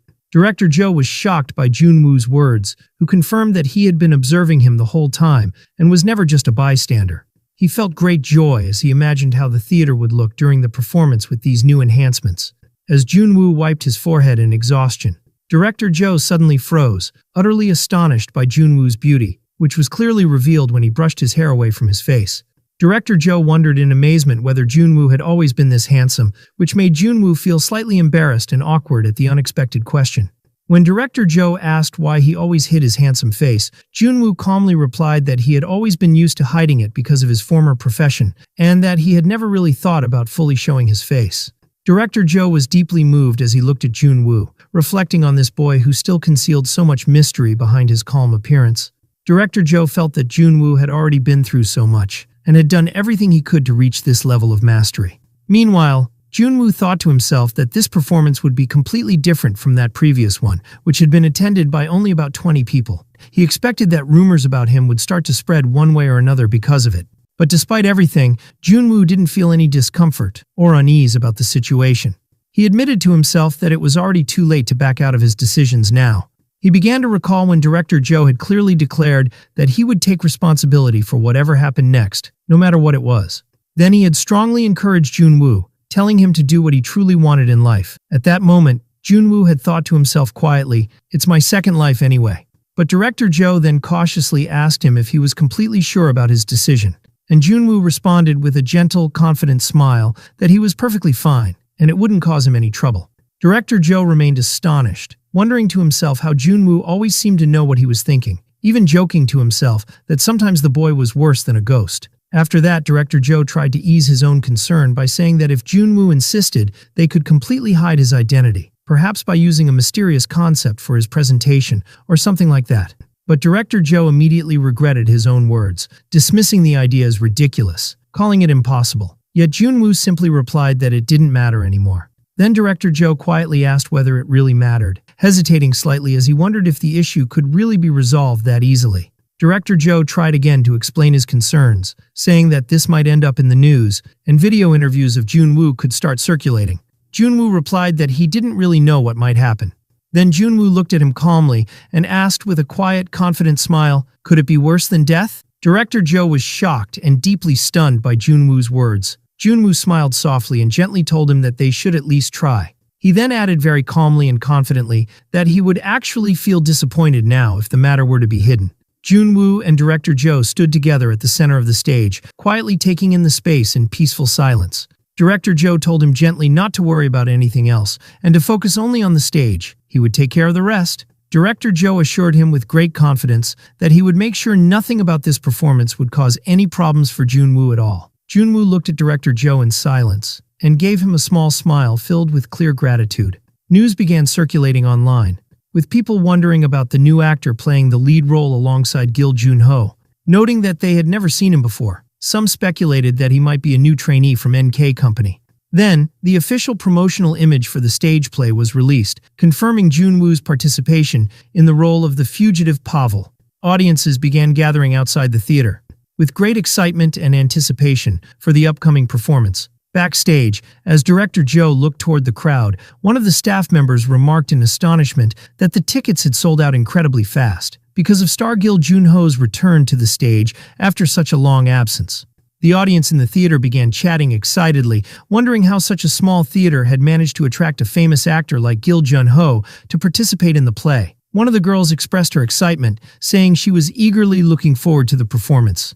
Meanwhile, Director Joe watched nervously from behind the curtain as he listened to the audience talking enthusiastically about Gil Jun-ho's return after a long absence, which made him feel both anxious and thrilled. He began to recall how surprised he had been while watching Gil Jun-ho rehearse. Someone he was used to seeing simply observed Junwoo during practice, yet now performing with such strong stage presence. He noticed the audience's reactions, which clearly confirmed Gil Jun-ho's true fame. Among the seats, some spectators commented on the beautiful stage design. A young man told the girl next to him that he had never seen stage direction like this before, as most theaters looked very similar in design and execution. Another girl beside him said she felt like she had walked into an abandoned mine when she first entered the theater, due to the carefully crafted eerie lighting. Director Joe watched these reactions from a distance, smiling silently. In the actor's waiting room, Junwoo stood quietly, intensely reviewing his script, while the rest of the cast busied themselves with final preparations. He stood in front of the mirror in complete silence, seemingly lost in thought. Junwoo felt a strange sensation he wasn't used to when suddenly Director Joe gently called out to him from behind. Junwoo turned calmly toward Director Joe, who appeared slightly flustered and quickly said he didn't mean anything by it. He then calmly asked if Junwoo was ready to go on stage. Junwoo turned to him again and replied with quiet confidence that he was completely ready. The stage play began under the title The Chase Across the Border, and the story revolved around Inspector Anton, who had lost his family and one of his legs 10 years earlier due to someone's actions, which led him on a relentless pursuit across time. The character of the fugitive Pavel, played by Junwoo, had become unintentionally entangled in these events. Gil Junho portrayed Inspector Anton with exceptional skill, capturing the depth of anger he carried inside, while Junwoo embodied the character of Pavel brilliantly, clearly portraying the character's suffering and the injustice he faced. The gripping chase between the two characters continued on stage as each tried to outwit the other in a complex story that unfolded until the very end. The promotional poster described the work as a complex play where the audience couldn't easily distinguish between reality and illusion, focusing primarily on the hidden psychological aspects of the characters. Gil Junho stood on stage as Inspector Anton, firmly expressing his desire to end this 10-year story once and for all. The audience showed great admiration for Gil Junho's voice, and one viewer remarked that not for a single moment did he forget that Gil Junho was truly a professional actor.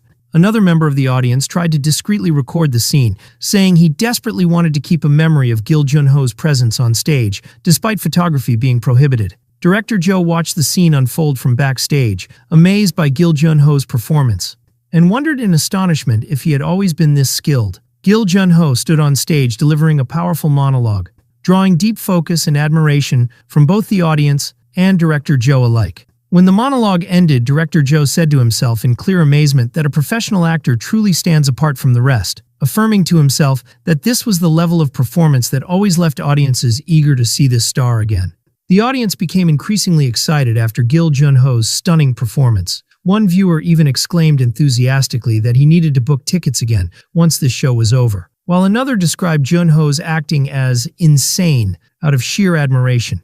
But suddenly, a loud and mysterious voice echoed from the stage, clearly declaring, "You're the one who made me a monster," startling everyone in their seats and leaving them wondering who it was. Junwoo appeared on stage with a cold and completely different expression, portraying a grown man who had been involved in strange crimes for many years. Director Joe, watching, questioned deeply whether such a role was truly suitable for him, especially since his distinctly young voice seemed like an unavoidable obstacle.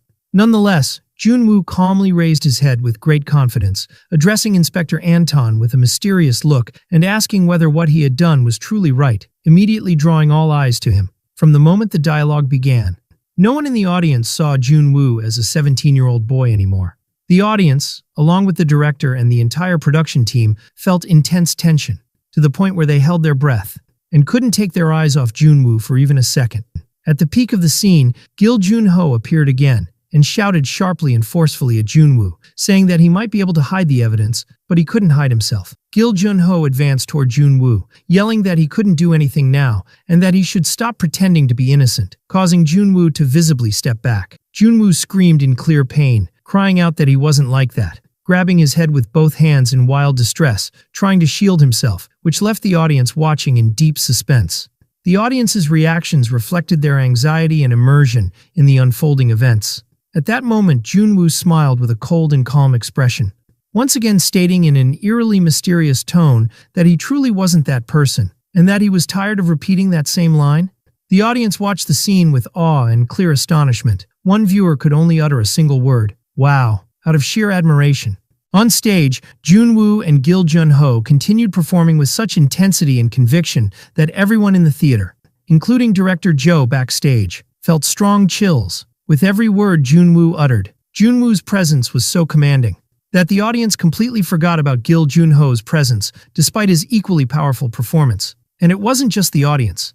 Even the backstage crew, the representatives from NK Company, and Gil Junho's own manager were all watching Junwoo's performance in utter disbelief. Junwoo stood on stage with a smile full of madness and psychological instability, while everyone watching him was in a state of total shock. Finally, the curtain fell, marking the end of the performance, while the audience remained seated in complete awe and astonishment at the extraordinary performance Junwoo had delivered. The audience continued to applaud enthusiastically after the performance ended, with everyone standing on their feet in admiration and emotional appreciation for what they had just witnessed. Meanwhile, Gil Jun-ho sat beside Junwoo backstage, showing clear signs of deep emotion and awe at what Junwoo had delivered on stage.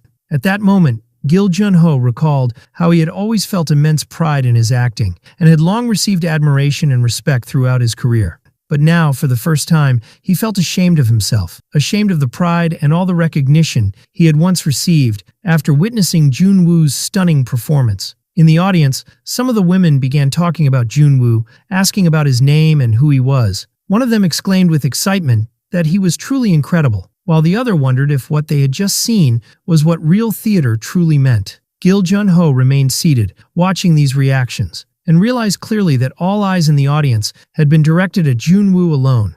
It was then that Gil Jun-ho felt everything had changed for him, that this was the moment he truly understood where the audience's attention was headed. As for Junwoo, he stood calmly and confidently under the golden stage lights, looking deeply at the audience, his expression radiating satisfaction and complete confidence in what he had delivered.